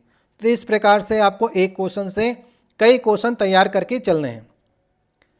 अब देखिए नेक्स्ट हमारा क्वेश्चन है कि मार्च 2018, तो इसे अपडेट कर लेते हैं। 2024 का हमको डाटा हमेशा तैयार करके चलना है। ये पुराने क्वेश्चन मैं आपको इसलिए करा रहा हूँ ताकि आपको पता लग सके क्वेश्चन किस प्रकार से और कहाँ से क्वेश्चन आपके बनते हैं। तो ये 12 नंबर क्वेश्चन होगा। असम के राज्यपाल के रूप में किसे नियुक्त किया गया है आपको बताना है। तो भी आप लोग 2024 का डाटा बताइए। तो 2024 में असम के जो राज्यपाल हैं उनका नाम है, कहीं पर आप लोग नोट डाउन कर लीजिएगा, लक्ष्मण प्रसाद आचार्य। ठीक है, लक्ष्मण प्रसाद आचार्य जो हैं ये आपके असम के राज्यपाल हैं। उनके अगल बगल के भी आप लोग याद कर लीजिएगा। अभी देखिए असम के राज्यपाल ही पूछा है, तो असम के आपसे मुख्यमंत्री ही पूछ सकता है। तो असम के मुख्यमंत्री कौन है? इनको तो आपको सभी को नाम याद होगा, हेमंत बिस्वा शर्मा। ठीक है, हेमंत बिस्वा शर्मा जो हैं ये असम के मुख्यमंत्री हैं, ये तो आपको याद ही होना चाहिए। और इनके अगल बगल के जो आपके 7 सिस्टर्स से आपके राज्य हैं उनके भी आपको राज्यपाल और मुख्यमंत्री के आप लोग नोट डाउन कर लीजिएगा। पुराने डाटा के अनुसार जो था जगदीश मुखी थे। अब देखिए नेक्स्ट क्वेश्चन है, काम करने की क्षमता को क्या कहा जाता है? ये पूछा गया आपसे। ये क्वेश्चन थोड़ा सा कंफ्यूजिंग होता है। इसमें से 2 प्रकार के क्वेश्चन आपके एग्जाम में पूछे जाते हैं। एक तो आपसे पूछा जाएगा काम करने की क्षमता को क्या कहा जाता है, और एक आपसे पूछा जाएगा काम करने की दर को क्या कहा जाता है। जब आपसे दर पूछेगा तब आपको शक्ति सही करना है, लेकिन जब आपसे क्षमता पूछेगा तब आपको ऊर्जा सही करना है। सही ऑप्शन नंबर हमारा लास्ट हो जाएगा। ठीक है, तो काम करने की क्षमता जो होती है उसे हम लोग ऊर्जा कहते हैं, और इसका मात्रक क्या होता है? जूल होता है। ऊर्जा का या फिर कार्य का मात्रक जो होता है जूल होता है। दाब का फार्मूला क्या होता है? दाब प्रेशर बराबर होता है P बराबर F/A होता है। बल क्या होता है? F बराबर ma होता है। और शक्ति क्या होती है? कार्य करने की दर जो होती है वे हम लोग शक्ति कहते हैं, मतलब W/T, कार्य करने की शक्ति। ठीक है, तो कार्य करने की क्षमता भी आपसे पूछा है तो ऊर्जा सही होगा। अब देखिए नेक्स्ट हमारा 14 नंबर क्वेश्चन है, 1 × 10⁻⁻5 मोल प्रति लीटर की हाइड्रोजन आयन की सघनता वाले 1 विलयन का पीएच स्तर क्या होगा, ये आपको बताना है। तो हमने आपको बताया था कि पीएच बराबर क्या होता है? पीएच बराबर -log H+ आयन होता है। ये पीएच का फार्मूला होता है। और H+ क्या है? हाइड्रोजन आयन की सांद्रता है, यही पीएच की वैल्यू भी होती है। तो अभी देखिए हाइड्रोजन आयन की सांद्रता आपको H+ जो दे रखा है वो 1 × 10⁻⁻5 दे रखा है। तो हम लोग यहाँ पर रख लेते हैं -log, एक तो एक ही हो जाएगा, यहाँ पर 10⁻5 रख लेते हैं। अब यहाँ पर अगर हम बात करेंगे तो ये माइनस की घातें आगे आ जाएगी, लॉग का नियम आपको मालूम है, और माइनस यहाँ पर है, माइनस यहाँ पर है, तो प्लस हो जाएगा। तो 5 log 10 बचेगा। और log 10 की वैल्यू कितनी होती है? log 10 की वैल्यू 1 होती है। तो अभी पीएच निकल कर आ गया 5। तो पीएच अगर 5 आ गया इसका मतलब आंसर सही हो जाएगा दूसरा वाला। और पीएच 5 है, मतलब कि जो यहाँ पर हाइड्रोजन आयन डिसाइड कर दिया कि ये विलयन जो होगा कैसा होगा? एसिडिक होगा। ठीक है, अगर 7 होता तो न्यूट्रल होता, उदासीन निकल कर आता। 7 से अधिक होता तो यहाँ पर वो किस में चला जाता है? आपका क्षार में चला जाता है। ठीक है, तो इस प्रकार से जब भी आपको हाइड्रोजन आयन की सांद्रता देगा तो इसी फार्मूले का आपको यूज करके निकालना है। अब देखिए नेक्स्ट क्वेश्चन है कि उद्योगों में प्रयुक्त शक्ति या फिर पावर की इकाई क्या होती है। ये 15 नंबर क्वेश्चन होगा। तो उद्योगों में आपसे पूछा है, वैसे अगर देखा जाए तो शक्ति की इकाई जो होती है वो वाट भी होती है और किलोवाट भी होती है। लेकिन अगर बात करेंगे इंडस्ट्री में, जैसे इंडस्ट्री में होता है मशीनें लगी होती हैं, इंजन लगा होता है, तो मशीन और इंजन की जो शक्ति हम लोग नापते हैं वो हार्स पावर में नापते हैं। सही होगा ऑप्शन नंबर तीसरा। तो एक हार्स पावर बराबर कितना होता है? एक हार्स पावर बराबर 746 वाट की होता है। ये वेरी वेरी इंपॉर्टेंट क्वेश्चन है, बहुत बार आपके एग्जाम में पूछा गया है। जूल किसकी होती है? अभी मैंने आपको बताया कि जूल जो होती है वो कार्य या फिर ऊर्जा की इकाई जो होती है वो जूल आपकी होती है। यदि आपसे पूछता है कि शक्ति की कौन कौन सी इकाइयाँ होती हैं, तो शक्ति मैंने आपको बताया पावर जो होती है वो कार्य करने की दर होती है। तो कार्य करने की दर में अगर कार्य की इकाई जूल हो गई तो जूल अपान सेकंड भी हमारी किसकी इकाई हो जाएगी? शक्ति की इकाई हो जाएगी। और जूल को हम लोग चेंज कर लेते हैं अर्ग में, तो अर्ग अपान सेकंड भी जो इकाई हो गई किसकी हो गई? पावर की हो गई। मेगावाट हो गया, किलोवाट हो गया, वाट हो गया, ये सभी आपकी पावर की इकाई हैं। लेकिन अगर किलोवाट घंटा लग गया, किलोवाट घंटा किसी के आगे लग गया, तब ये इकाई चेंज होकर के ऊर्जा की हो जाती है। अगर आपके ये देखिए किलोवाट है तब तक तो शक्ति की है, लेकिन किलोवाट घंटा लग गया तो ऊर्जा की हो गई। वाट घंटा लग गया तो ये भी आपकी ऊर्जा की हो गई। वाट सेकंड अगर समय आगे लग गया तो ये ऊर्जा की हो जाएंगी। और कई बार आपसे एग्जाम में ये सभी क्वेश्चन से आपको कंफ्यूज कराता है। तो ठीक है, इस प्रकार से आपको देख करके क्वेश्चनों को चलना है। अब देखिए नेक्स्ट हमारा क्वेश्चन है क्वेश्चन नंबर 16। ध्वनि किस माध्यम से गुजर नहीं सकती है, आपको बताना है। तो ये क्वेश्चन 3-4 सेट पहले आया था, तो वहाँ पर हमने बताया था कि ध्वनि जो है उसको किसी न किसी माध्यम की आवश्यकता होती है, चाहे उसे ठोस मिल जाए या फिर द्रव माध्यम मिल जाए या फिर गैस मिल जाए। तो माध्यम पर ध्वनि की चाल निर्भर करती है। ठोसों में सबसे ज़्यादा होती है, उसके बाद द्रव में, और सबसे कम गैसों में ध्वनि की चाल होती है। तो ध्वनि किस माध्यम से गुजर नहीं सकती है? ध्वनि की चाल निर्वात में नहीं होती, क्योंकि निर्वात में जो होता है वो हवा भी नहीं होती है, निर्वात में कुछ भी नहीं होता है। तो ध्वनि निर्वात में ट्रेवल नहीं करती है क्योंकि वहाँ पर कोई माध्यम ही नहीं है। समझ गए? अगर हम प्रकाश की बात करेंगे तो प्रकाश निर्वात में ट्रेवल करता है और प्रकाश की चाल सबसे ज़्यादा निर्वात में होती है। 3 × 10⁸ मीटर पर सेकंड जो होती है वो प्रकाश की सबसे ज़्यादा चाल जो होती है वो निर्वात में ही होती है। ठीक है, याद रखिएगा। अगर आपसे ध्वनि पूछता है ध्वनि की चाल सबसे ज़्यादा किस में होती है, तो ध्वनि की चाल सबसे ज़्यादा जो होती है वो ठोसों में होती है। तो अभी सही ऑप्शन क्या होगा? सही ऑप्शन नंबर दूसरा हो जाएगा। अब देखिए नेक्स्ट हमारा 17 नंबर क्वेश्चन है, कार्बन C12 के 1 मोल में कितने परमाणु होते हैं, ये आपको बताना है। तो कार्बन के 1 मोल में उतने ही परमाणु होते हैं जितने आवागाड्रो नंबर होता है। आवागाड्रो नंबर क्या होता है? 6.023 × 10⁻23 जो आवागाड्रो नंबर या फिर आवागाड्रो संख्या जो होती है उसी के बराबर परमाणु होते हैं। तो सही होगा ऑप्शन नंबर पहला। ये डाटा आपको याद करके चलना है, हमेशा आपसे एग्जाम में पूछा जाता है। अब देखिए नेक्स्ट हमारा 18 नंबर क्वेश्चन है, एक उपन्यास उस समय लिखा गया था जिसका नाम था द राइज ऑफ शिवगामी। उसके लेखक आपसे पूछे गए थे पुराने पेपर में, और उसके बाद भी 3-4 एग्जामों में ये उपन्यास आपके एग्जाम में पूछा गया है। ठीक है, तो 2024 में भी आपसे पूछा जा सकता है, क्योंकि इसके बाद भी 3-4 एग्जामों में द राइज ऑफ शिवगामी पूछा गया है। तो इसके लेखक का नाम है आनंद नीलकंठन। ठीक है, लास्ट वाला ऑप्शन जो होगा वो सही ऑप्शन होगा। तो आपने देखी बाहुबली फिल्म देखी होगी, तो उसमें एक शिवगामी का कैरेक्टर था। तो शिवगामी इसी कैरेक्टर के ऊपर जो है ये उपन्यास लिखा गया था। इसलिए क्वेश्चन जो है इंपॉर्टेंट है, क्योंकि 5-6 एग्जाम में लगातार पूछा भी गया था उसके बाद में। तो इसे आप लोग ध्यान में रखिएगा।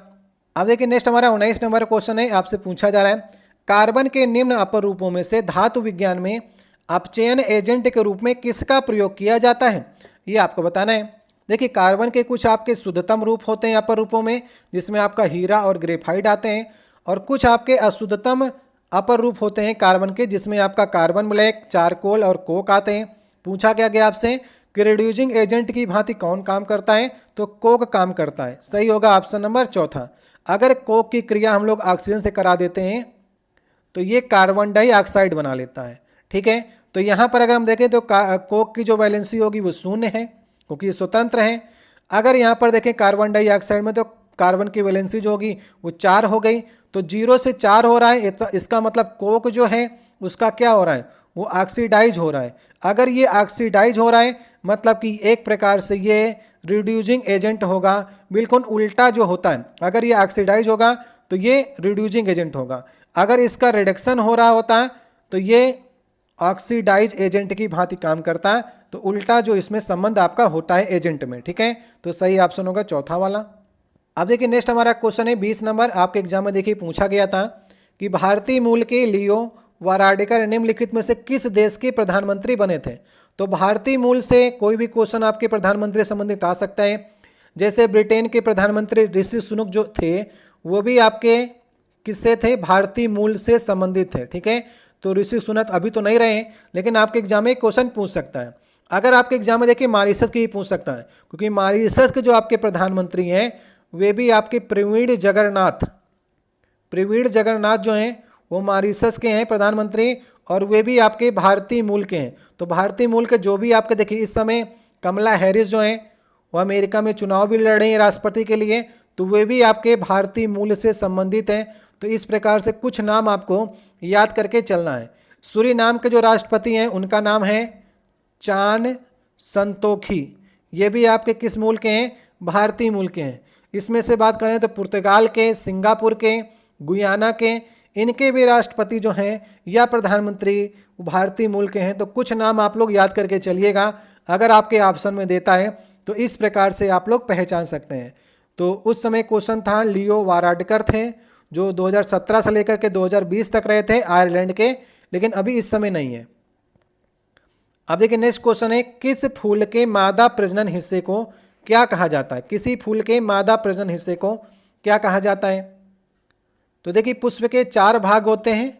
एक आपका बाह्य दलपुंज होता है, दलपुंज होता है, पुमंग होता है और जायांग होता है। तो जो जायांग होता है वो मादा प्रजनन का हिस्सा होता है, उसके अंदर आपके अंडक आते हैं। तो सही होगा ऑप्शन नंबर तीसरा। अगर आपसे पूछता है पुरुष का, तो पुरुषों में आपकी पुमंग आते हैं जिसमें आपका पुंग केसर आता है, तो आपका नर जनन तंत्र होता है। लेकिन मादा पूछेगा तो आपको अंडक सही करना है। अब कुछ करंट अफेयर भी पुरानी आपके एग्जाम में पूछी गई थी, जैसे 2017 में पूछा गया था कि पाक कला में योगदान देने के लिए किसे पद्मश्री से सम्मानित किया गया था। तो अभी आपको देखिए 2024 का डाटा याद करके चलना है। तो पाक कला का मतलब होता है कि कुकिंग के क्षेत्र में किसे मिला था उस समय, तो संजीव कपूर को मिला था। अभी देखिए इस समय अगर हम 2024 की बात करेंगे तो 110 लोगों को पद्मश्री मिला हुआ है, ठीक है।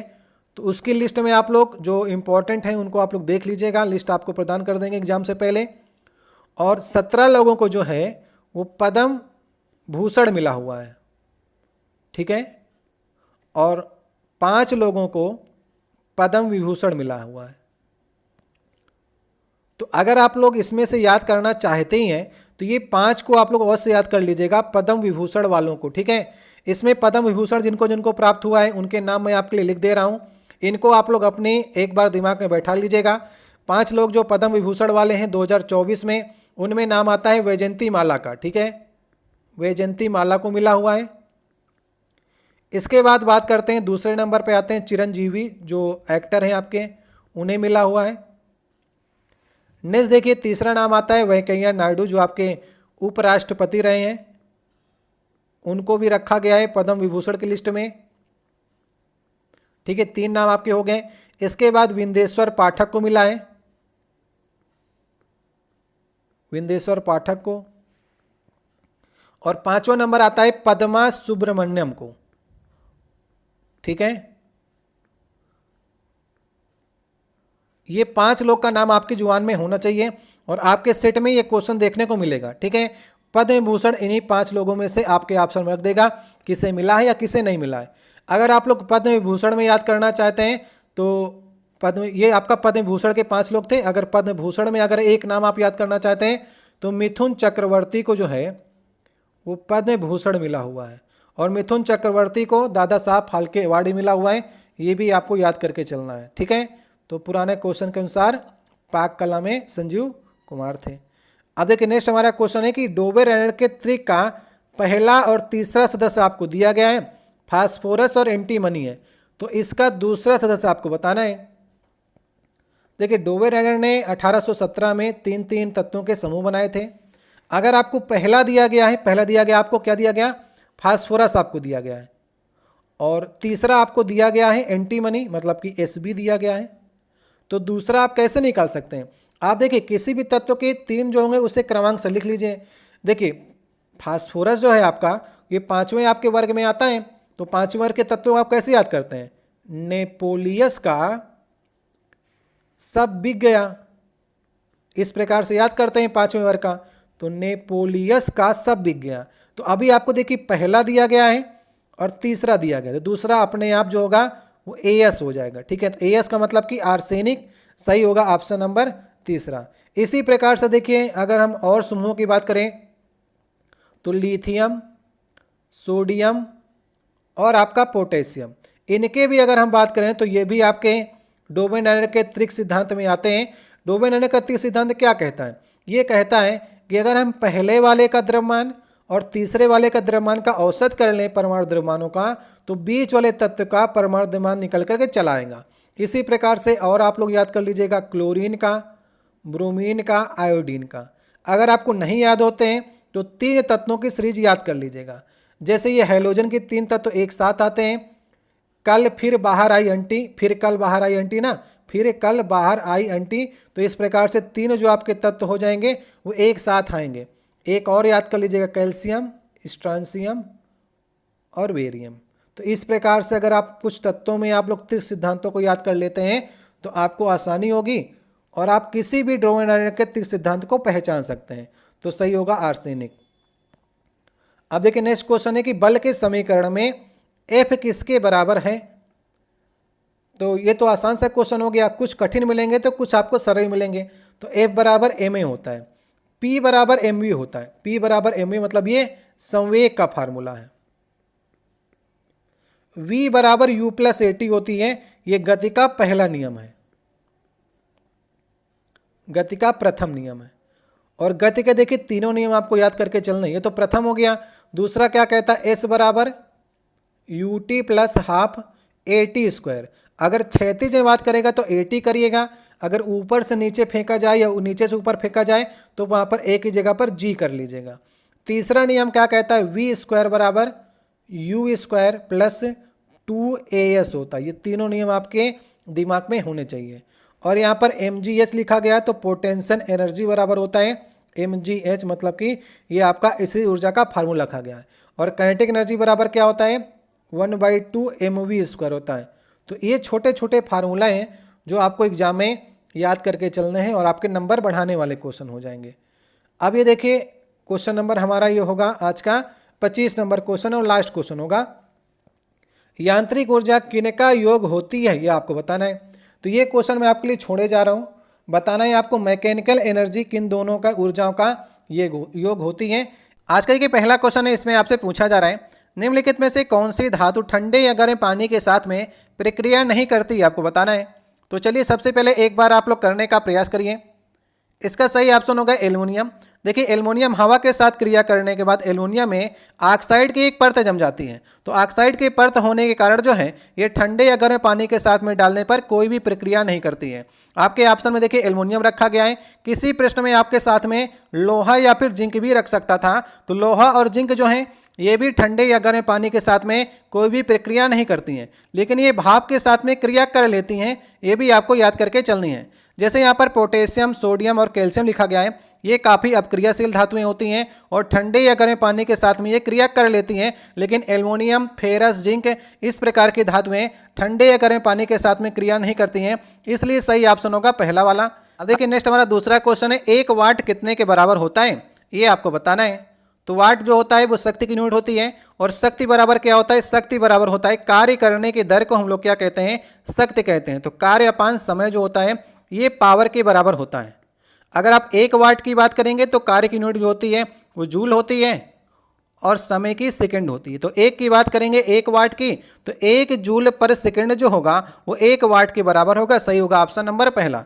दूसरे में देखिए अर्घ भी लिखा गया है, तो अर्घ कितने के बराबर होता है, 1 जूल बराबर 10 की पावर 7 अर्घ होता है। ठीक है, तो अगर आपको अर्घ में लिखना है इसकी यूनिट तो 10⁷ अर्ग प्रति सेकेंड जो होगा वो इसकी 1 वाट की यूनिट हो जाएगी, जो कि इसमें गलत लिखा गया है। और मीटर पर सेकंड किसकी होती है? वेग की होती है। तो यहाँ पर सही ऑप्शन होगा 1 जूल पर सेकंड जो होगी वो 1 वाट के बराबर होता है। तो सही होगा ऑप्शन नंबर पहला। अब देखिए नेक्स्ट हमारा तीसरा क्वेश्चन है, निम्नलिखित में आपको विषम की पहचान करनी है। तो यहाँ पर मिश्र धातु लिखी गई है, वायु लिखा गया, दूध लिखा गया, जल लिखा गया है। तो विषम इसमें से कौन सा होगा? देखिए मिश्र धातु जो है एक से अधिक धातुओं का मिश्रण होती है, तो ये भी आपका मिश्रण हो गई, ठीक है। वहीं पर वायु क्या होती है? अनेक गैसों का मिश्रण होती है वायु, तो ये भी आपका मिश्रण हो गया। दूध क्या होता है? ये भी मिश्रण होता है, क्योंकि दूध में आपको मालूम है पानी होता है, वसा होता है, प्रोटीन होती है, तो इन सभी के मिश्रण से दूध बनता है।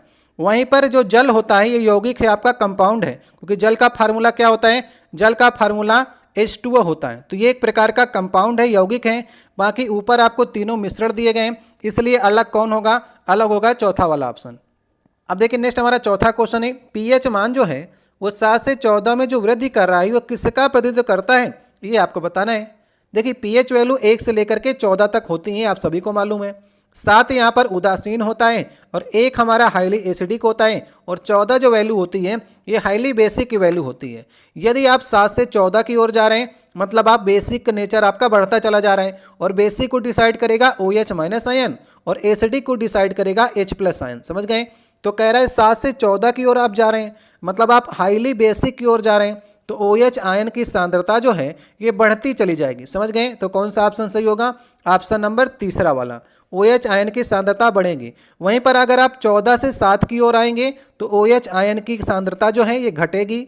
अगर आप एसिडिक की बात कर रहे हैं तो अगर आप 1 से 7 की ओर जा रहे हैं तो H+ आयन की जो सांद्रता है वो घटेगी, क्योंकि आप 7 की ओर जा रहे हैं, न्यूट्रल की ओर जा रहे हैं, इसलिए सांद्रता घटेगी। अगर आप 1 की ओर आएंगे, 7 से 1 की ओर आ रहे हैं, तो हाइड्रोजन आयन की सांद्रता बढ़ेगी। इस प्रकार से आप लोग ये चारों चीज़ों को तैयार कर लीजिएगा। एग्जाम में आपसे बहुत कंफ्यूज कराएगा कि किसकी घटेगी किसकी बढ़ेगी। तो मैंने बता दिया कि 14 की ओर आप जा रहे हैं तो ये हाईली बेसिक हो जाएगा, 1 की ओर आप जा रहे हैं तो हाईली एसिडिक हो जाएगा, एसिडिक होगा तो हाइड्रोजन आयन की सांद्रता जो है वो बढ़ेगी, और हाईली बेसिक की ओर जा रहे हैं तो OH आयन की सांद्रता बढ़ेगी। इस प्रकार से आपको सारे टॉपिक को तैयार करके चलना है। अब देखिए हमारा नेक्स्ट क्वेश्चन है, किसी परिपथ में विद्युत प्रवाह किसके द्वारा संभव होता है? ये आपको बताना है। तो विद्युत प्रवाह संभव होगा वो इलेक्ट्रॉनों की गति पर होगा। अगर इलेक्ट्रॉन उसमें फ्री इलेक्ट्रॉन्स होंगे तभी विद्युत धारा जो है प्रवाहित होती है।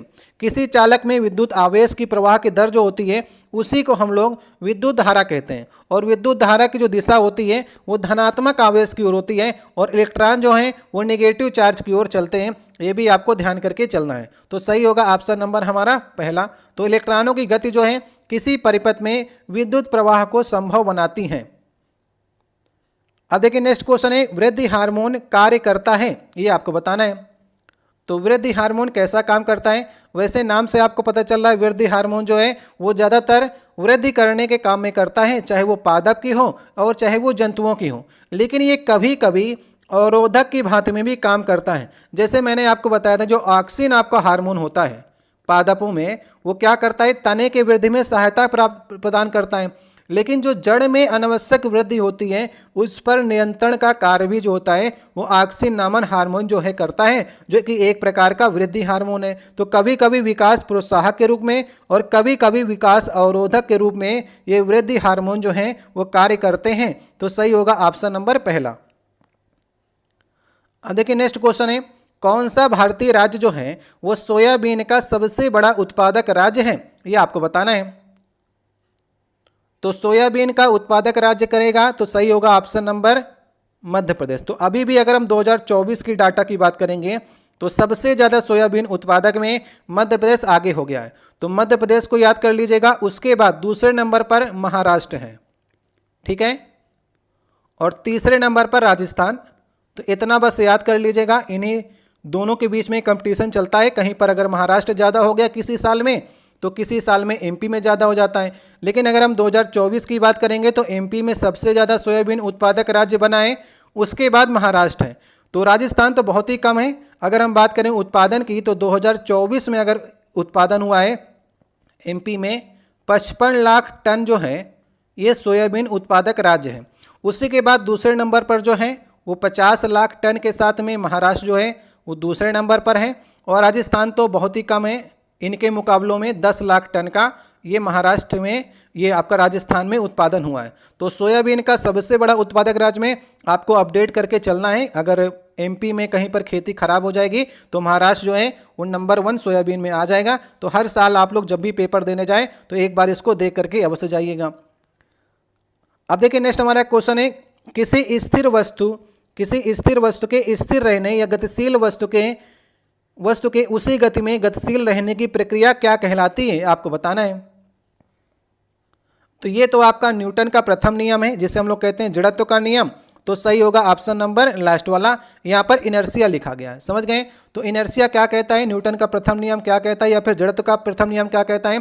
कोई भी वस्तु जो है वो स्थिर रहना चाहती है अगर वो स्थिर अवस्था में है। अगर वो गतिमान है तो वो गतिमान ही रहना चाहती है जब तक उसमें कोई भी बाह्य बल ना लगाया जाए। जैसे हमारा यहाँ पर कोई पेन रखा है, और पेन रखा है तो ये हमेशा स्थिर अवस्था में रहना चाहता है जब तक आप इसमें कोई बाह्य फोर्स लगा करके उसे उठाने का प्रयास नहीं करेंगे। जैसे आपने साइकिल में कोई पैडल मार करके साइकिल को छोड़ दिया तो वो साइकिल हमेशा नाचना ही चाहती है, मतलब घूमना ही चाहती है जब तक कोई बाह्य फोर्स नहीं लगता है। बाह्य फोर्सों में जैसे आपका ग्रेविटी भी आपका बाह्यतम फोर्स में आ जाती है, हवा भी आपका बाह्य फोर्स में आ जाती है। तो ये सभी बाह्य फोर्स लग करके उसकी अवस्था को डाउन कर देते हैं। लेकिन अगर वो स्थिर है तो स्थिर बने रहना चाहती है, अगर गतिशील है तो गतिशील बने रहना चाहती है जब तक उसमें कोई बाह्य बल न लगाया जाए। तो इसलिए सही ऑप्शन होगा जड़त्व का नियम ये कहता है।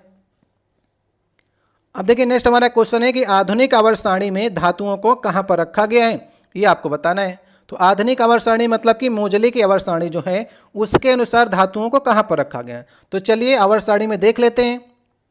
तो ये देखिए हमारी पीरियडिक टेबल है, इसको आप लोग देखने का प्रयास करिए।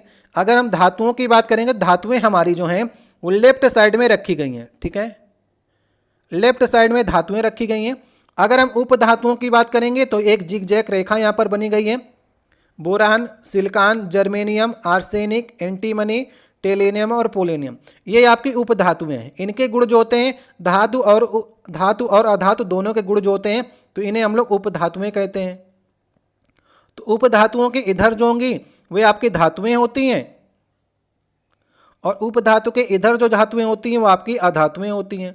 तो अगर आपसे अधातु पूछेगा तो राइट साइड आपको लिखना है आवर्त सारणी के। अगर आपसे पूछता है धातु तो आपको लेफ्ट साइड लिखना है, ठीक है, समझ गए।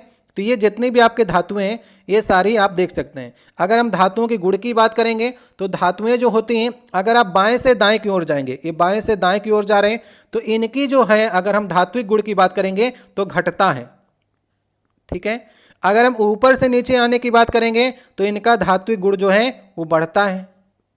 ये भी कई बार एग्जाम में क्वेश्चन पूछा गया है। अगर आप ऊपर से नीचे आ रहे हैं तो इनका धात्विक गुण बढ़ेगा, अगर आप लेफ्ट से राइट की ओर जा रहे हैं तो धात्विक गुण जो है घटता है। ये भी क्वेश्चन आपको तैयार करके चलने हैं। तो यहाँ पर कौन सा सही ऑप्शन होगा, धातुओं को कहाँ पर रखा गया है, बाईं ओर रखा गया है।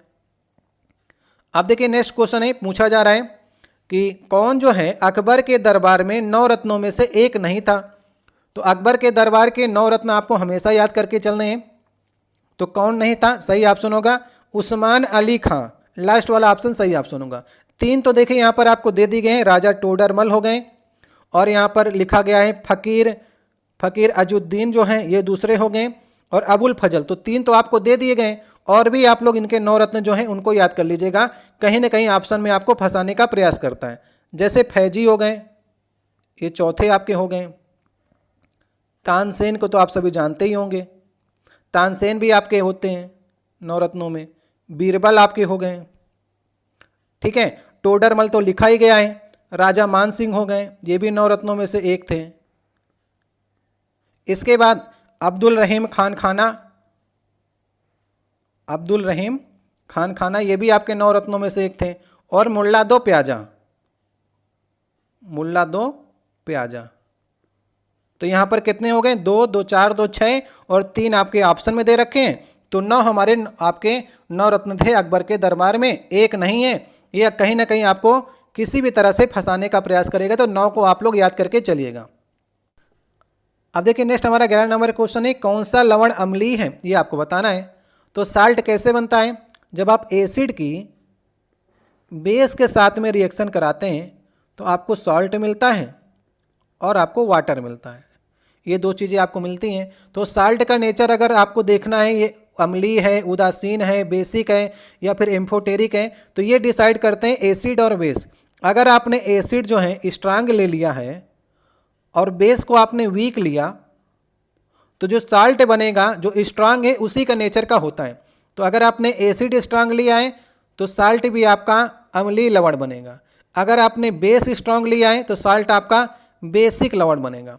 अगर दोनों स्ट्रांग होंगे तो साल्ट आपका न्यूट्रल हो जाएगा, मतलब उदासीन हो जाएगा। अगर दोनों आपके वीक होंगे तो साल्ट आपका एम्फोटेरिक या उभयधर्मी हो जाएगा। अब यहाँ पर चेक कर लेते हैं, सोडियम कार्बोनेट क्या होता है? Na2CO3 होता है। और ये कैसे मिलके बनता है?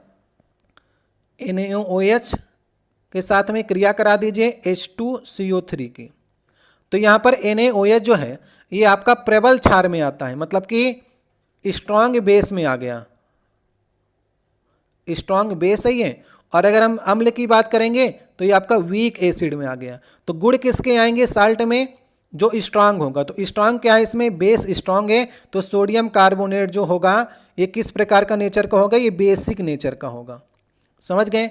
इसी प्रकार से अमोनियम फास्फेट जो होता है ये आपका दुर्बल अम्ल और दुर्बल क्षार से मिलकर के बनता है, इसलिए इसका नेचर जो होगा वो उभयधर्मी नेचर का होता है। मैग्नीशियम सल्फेट जो होता है ये आपका प्रबल अम्ल और प्रबल क्षार से मिलकर बनता है, इसलिए इसका नेचर जो होता है उदासीन नेचर का ये होगा।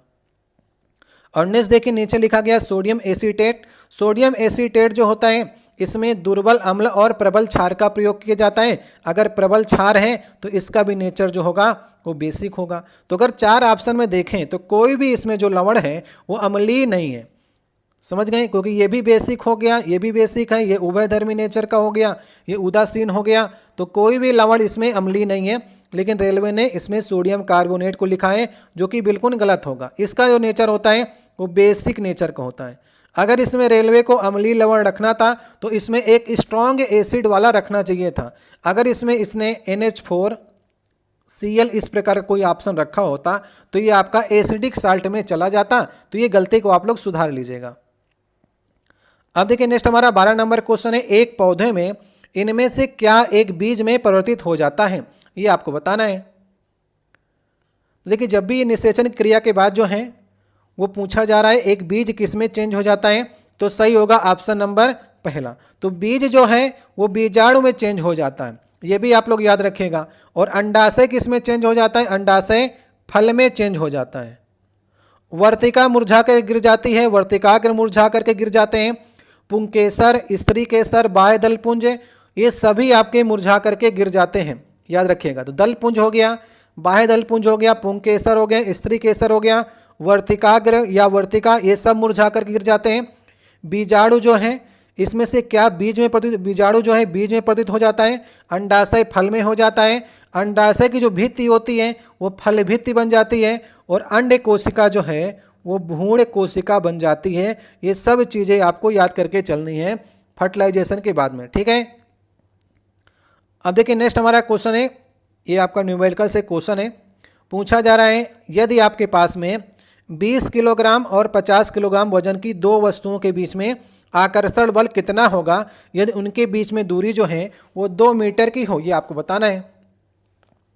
तो जब भी दो पिंड आपको दिए गए हैं इनके बीच में आपको आकर्षण बल अगर आपको निकालना है तो यहाँ पर फार्मूला क्या होता है? F बराबर होता है G(m1)(m2)/r² उनके बीच की दूरी का, ठीक है। तो यहाँ पर F आपको निकालना है और G की वैल्यू मैंने आपको बताया था हमेशा आपको याद करके चलनी है।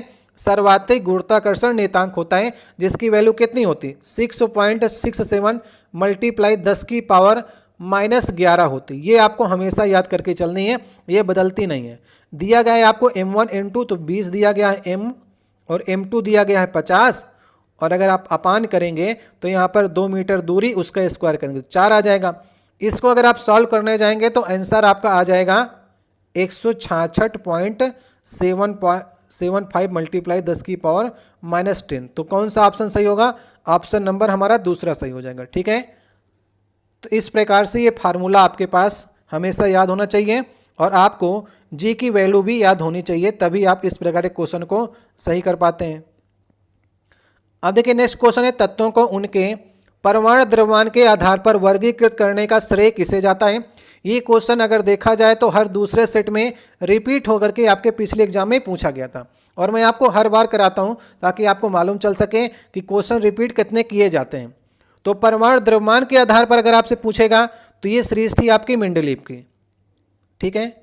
वहीं पर अगर आपसे परमाणु क्रमांक के आधार पर पूछेगा तो आपको आधुनिक आवर्त सारणी मोजले के अनुसार सही करनी है, मैंने कई बार आपको बताया हुआ है। तो मेंडलीव की आवर्त सारणी में सन भी आपसे पूछता है कि कब जो है मेंडलीव की आवर्त सारणी बनाई गई थी, जो 1869 में बनाई गई थी। उस समय तत्वों की संख्या जो 63 थी, ये भी आपको याद करके चलनी है, ठीक है। आधुनिक आवर्त सारणी कब बनी है, मोजले के अनुसार 1913 बनी है, और तत्वों की संख्या लगभग आपकी 118 है, ठीक है। अब चलते हैं नेक्स्ट क्वेश्चन की ओर। यहाँ पर देखिए क्वेश्चन पूछा गया, ये भी न्यूमेरिकल से क्वेश्चन आपका आया है। यदि एक तार के माध्यम से प्रवाहित होने वाली विद्युत धारा आपको I दी गई है और इलेक्ट्रॉन का आवेश आपको E दिया गया है, तो t सेकंड में प्रवाहित होने वाले इलेक्ट्रॉनों की संख्या किसके माध्यम से निर्धारित किए जा सकती है, ये आपको बताना है। तो ये क्वेश्चन नंबर आज का हमारा 15 नंबर क्वेश्चन होगा। तो धारा बराबर क्या होता है, देखिए धारा का फार्मूला क्या होता है, धारा बराबर आवेश अपान समय होता है, ये फार्मूला होता है, ठीक है। ये फार्मूले को आप लोग नोट डाउन कर लीजिएगा। मतलब कि I बराबर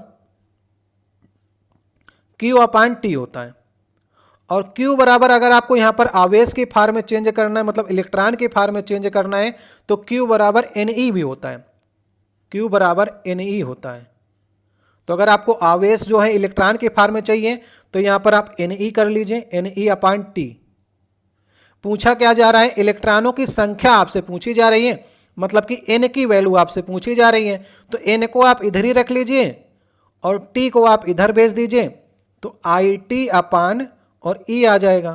तो इस प्रकार से इलेक्ट्रॉनों की संख्या जो होगी, N जो डिसाइड कर रहा है वो IT अपान E ये कहाँ पर दिया गया है, ये दूसरे ऑप्शन में दिया गया है। तो इस प्रकार से ये दोनों फार्मूले आपके दिमाग में होने चाहिए। तो Q बराबर IT याद कर लीजिएगा, Q बराबर IT याद कर लीजिए, और Q बराबर जो होता है वो Ne होता है, ठीक है। तो इस प्रकार से यहाँ पर से N की वैल्यू निकाल लेंगे तो IT अपान E आ जाएगी। इस तरह से एक सिंपल फार्मूला भी आपके सामने आ गया। अब देखिए नेक्स्ट क्वेश्चन है, कौन सा स्थायी ऊतक जो है वो पौधे को कठोर और मजबूत बनाता है, ये आपको बताना है। देखिए पादप ऊतकों में मैंने आपको बताया था कि पादप के ऊतक जो होते हैं वे दो प्रकार के होते हैं, एक आपका विभाजोत्मक ऊतक होता है और एक आपका स्थायी ऊतक होता है, ठीक है। विभाजोत्मक ऊतक होता है और एक आपका स्थायी ऊतक होता है। अब ये बात कर रहा है आपसे स्थायी ऊतक की, तो स्थायी ऊतक भी आपके दो प्रकार के होते हैं, एक आपका सरल ऊतक और एक आपका जटिल ऊतक, ठीक है। तो जो सरल ऊतक होते हैं वो भी आपके 3 प्रकार के होते हैं, एक आपका पेरेनकाइमा, कोलेनकाइमा और आपका सक्लेनकाइमा। तो सरल ऊतक में जो कठोर और मजबूत बनाता है एक पौधे को, वो उसमें आपका सरल ऊतक ही होता है। और कठोर की और मजबूत की बात करेंगे तो सक्लेनकाइमा, जिसे हम लोग हिंदी में कहते हैं दृढ़ ऊतक। तो सही होगा ऑप्शन नंबर लास्ट वाला। इनकी कोशिकाएं किसकी बनी होती हैं, मृत कोशिकाओं से मिलकर के बनी होती हैं, जैसे पेड़ की छाल हो गई, लकड़ी हो गई, ये सभी सक्लेनकाइमा से मिलकर के बनी होती हैं। और इनकी कोशिकाओं में लिग्निन नामक पदार्थ पाया जाता है, कई बार आपके एग्जाम में क्वेश्चन पूछा गया है, ठीक है। तो जब भी आपसे पूछेगा पौधे को कठोर और मजबूत कौन बनाता है, तो आपको सक्लेनकाइमा हिंदी में अगर लिख देता दृढ़ ऊतक तो आप आसानी से समझ जाते हैं। तो सही होगा ऑप्शन नंबर लास्ट वाला। अब देखिए नेक्स्ट हमारा 17 नंबर क्वेश्चन है, किसी एकल आवृत्ति की आवाज़ को क्या कहा जाता है, ये आपको बता रहे हैं। तो एकल आवृत्ति अगर आपसे पूछता है तो आपको क्या सही करना है, टोन सही करना है। कई बार एग्जाम में पूछा गया, सिर्फ इसी प्रकार से डेफिनेशन आपसे पूछता है कि एकल आवृत्ति की आवाज़ को टोन कहा जाता है और अनेक आवृत्तियों की आवाज़ को क्या कहा जाता है, नोड कहा जाता है। यहाँ पर नोट लिखा गया, नोड कहते हैं उसे, ठीक है। तो जब अनेक कहेगा तो आपको नोड सही करना है, और यदि एकल कहेगा तो आपको टोन सही करना है। बस इतना ही आपको तैयार करना है। बहुत बार एग्जाम में आपसे रिपीट करके ये क्वेश्चन आपका पूछा गया है, ठीक है। अब देखिए नेक्स्ट हमारा क्वेश्चन है, इसमें कहा जा रहा है कि एक प्रसारण केंद्र जो है उसमें 71 गुणे 10 की पावर 4 हर्ट्ज की आवृत्ति और 3 गुणे 10 की पावर 8 मीटर पर सेकंड की गति के साथ तरंगों को प्रसारित किया जाता है। तो तरंग का आपको तरंग दैर्ध्य निकालना है, तो ये आपको बताना है। तो इस प्रकार से आपको न्यूमेरिकल भी थोड़े थोड़े आने चाहिए और आपके एग्जाम में पूछे भी जाएंगे। तो यहाँ पर हम लोग प्रयोग करेंगे। देखिए दिया क्या गया है, आपको आवृत्ति दी गई है। आवृत्ति को अगर हम लोग n से लिख लेते हैं तो n बराबर आपको 71 गुणे 10 की पावर 4 दिया गया है और यहाँ पर आपको दी जा रही है 3 गुणे 10 की पावर 8 मीटर पर सेकंड। तो मीटर पर सेकंड से आप जान गए कि आपको वेग दिया गया है, तो v बराबर 3 गुणे 10 की पावर 8 आपको दिया गया है। ठीक है, अब यहाँ पर आपको तरंग दैर्ध्य पूछी गई है, मतलब लेमडा आपसे पूछा गया है। तो इसके बीच में कोई रिलेशन होता है क्या? v बराबर n लेमडा, इनके बीच में रिलेशन होता है। निकालना क्या है आपको? लेमडा निकालना है, तो v अपान n हो जाएगा। v आपको दिया गया है 3 गुणे 10 की पावर 8 और n आपको दिया गया है 71 गुणे 10 की पावर 4। ठीक है, तो 10 की पावर 4 से 10 की पावर 4 कट जाएंगे तो यहाँ पर 10 की पावर 4 बचेगा। तो इसे अगर आप लिखना चाहें तो 4 जीरो आप यहाँ पर से करके नीचे 71 कर लीजिए। अब यहाँ पर 30,000 में अगर आप 71 का भाग करेंगे तो आपको प्राप्त हो जाएगा 422.5 मीटर के। तो कौन सा ऑप्शन सही हो जाएगा? ऑप्शन नंबर दूसरा इसमें सही हो जाएगा। तो ये फार्मूला आप लोग दिमाग में रखिएगा, v बराबर n लेमडा के। ठीक है, अब देखिए नेक्स्ट हमारा 19 नंबर क्वेश्चन होगा ये। इसमें देखिए आपसे French open super series tournament 2017 में कौन से भारतीय ने जीता था? तो ये पुरानी करंट अफेयर थी, तो अभी हम लोग अपडेट करके 2024 में पढ़ेंगे कि किस टूर्नामेंट में किसी भारतीय ने पदक जीता है। ये आपको याद रखना है। तो आपको याद रखना है, अगर आपसे भारतीय से ज़्यादा क्वेश्चन बनेंगे, ठीक है, जो भारतीय ने किन्हें जीता है, तो मेंस डबल हुआ था ऑस्ट्रेलिया ओपन 2024 का। ऑस्ट्रेलिया ओपन ये आपका टेनिस का होता है। इसमें मेंस डबल में रोहन बोपन्ना, याद रखिएगा नाम, रोहन बोपन्ना ये भारत के थे और मैथ्यू एबडेन ये कहाँ के? ऑस्ट्रेलिया के। इन दोनों ने मिलकर के ऑस्ट्रेलिया ओपन में मेंस डबल का खिताब जीता है। ठीक है, तो ये आप लोग अपडेट कर लीजिएगा। टेनिस से ये क्वेश्चन आ सकता है क्योंकि इंडियन ने किसी ने खिताब जीता है, इसलिए मैं क्वेश्चन आपको करा रहा हूँ। पिछले बार जहाँ जहाँ पर इंडियन ने कोई भी खिताब जीता था वे क्वेश्चन आपके एग्जाम में पूछे गए थे। तो अभी के लिए इंपॉर्टेंट क्वेश्चन होगा क्योंकि अपडेटेड क्वेश्चन है आपका। ऑस्ट्रेलिया ओपन शुरुआत में ही आपका होता है, पुराने में श्रीकांत ने जीता था, अभी नए में आप लोग रोहन बोपन्ना को याद कर लीजिएगा। अब देखिए नेक्स्ट हमारा क्वेश्चन है, कौन सी धातु जो है, ऐसी कौन सी धातु ऑक्साइड है जो अम्लों के साथ में क्षारों के साथ भी प्रक्रिया करती है? तो हमने आपको बताया था कि धातु के जो ऑक्साइड होते हैं, धातुओं के जो ऑक्साइड होते हैं, धातु जब ऑक्सीजन से क्रिया करती हैं तो धातुओं के ऑक्साइड जो होते हैं वो क्षारीय प्रकृति के होते हैं। कहीं पर नोट डाउन कर लीजिएगा आप लोग। और अधातुओं के जो ऑक्साइड होते हैं वे आपके अम्लीय नेचर के होते हैं। ठीक है, लेकिन कुछ धातुएं ऐसी होती हैं उनके ऑक्साइड जो होते हैं वो अम्ल और क्षार दोनों के साथ में प्रक्रिया करते हैं, उसे हम लोग कहते हैं एम्फोटेरिक ऑक्साइड। तो सही ऑप्शन होगा ऑप्शन नंबर पहला। और उसको याद करने के लिए मैंने आपको ट्रिक भी बताई थी, अभी भी आपको बता रहे हैं, तो नोट डाउन कर लीजिएगा। ये ट्रिक आपके पास हमेशा होनी चाहिए कि कौन कौन सी ऐसी धातुएं हैं जो कि एम्फोटेरिक ऑक्साइड बनाती हैं। तो उनके लिए ट्रिक है, आप लोग नोट डाउन कर लीजिएगा। जनाबे अली, बेकार, गए, पंजाब, सनकी हो गया। ठीक है, तो यहां पर देखिए जनाबे अली से जेडन, एल, बेकार गए में बीई, जीए गैलियम, पंजाब मतलब कि पीबी और सन की मतलब एसएन टीन। तो इस प्रकार से जेडन, एल, बेरिलियम, गैलियम, लेड और टिन जो हैं ये धातुएं जो हैं इनके ऑक्साइड जो होते हैं वो उभयधर्मी या फिर एम्फोटेरिक नेचर के होते हैं। अब इनके ऑक्साइड कैसे बनेंगे? जैसे जेडन जो ऑक्साइड बनाता है ZnO, ये आपका उभयधर्मी नेचर का होगा। एल्युमिनियम का ऑक्साइड Al2O3 होता है, ये आपका उभयधर्मी नेचर का होगा। इसी प्रकार से BeO औरों के जितने के भी ऑक्साइड बनेंगे वे सभी आपके एम्फोटेरिक नेचर के होते हैं। समझ गए? तो इस प्रकार से आप लोग ये ट्रिक अवश्य देख लीजिएगा, बहुत बार आपसे एग्जाम में पूछा जाता है। और ये दो तत्व तो आपको हमेशा याद होने चाहिए, एल्युमिनियम और जिंक, ये दोनों आपके दिमाग में होने चाहिए। ज़्यादातर ऑप्शन में आपके यही दोनों तत्व रखते हैं कि कौन से ऐसे आपके धातुओं के ऑक्साइड जो हैं वो एम्फोटेरिक बनाते हैं, तो उसमें आपको जिंक और एल्युमिनियम ज़्यादा देता है। लेकिन सबको आपको याद करके चलना है अगर आप कंपटीशन की तैयारी कर रहे हैं तो। अब देखिए नेक्स्ट हमारा 21 नंबर क्वेश्चन है, एक शुष्क सेल में ऊर्जा किस रूप में संग्रहित होती है, ये आपको बताना है। तो सेल में जो ऊर्जा होती है वो रासायनिक ऊर्जा के रूप में होती है, केमिकल एनर्जी के रूप में होती है। और जब सेल जलता है तो रासायनिक ऊर्जा जो है वो विद्युत ऊर्जा में चेंज हो जाती है। तो सही होगा ऑप्शन नंबर दूसरा। अगर हम यहाँ पर पोटेंशियल एनर्जी की बात करेंगे तो पोटेंशियल एनर्जी कहाँ पर होती है, जैसे कोई तना हुआ धनुष है ना, तने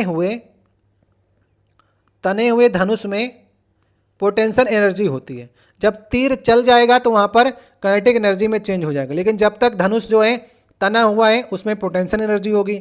जो बांध का पानी होता है वो रुका हुआ होता है, स्थिर होता है, और जैसे बांध खुलेगा तो पोटेंशियल एनर्जी काइनेटिक एनर्जी में चेंज हो जाएंगे। अगर हम सीधे सीधे काइनेटिक एनर्जी की बात करेंगे तो जो चीज़ चल रही होती है, जैसे हमारी पवन चक्की है ये चलती रहती है, तो इसमें काइनेटिक एनर्जी है। कोई दौड़ रहा है तो उसमें काइनेटिक एनर्जी होगी।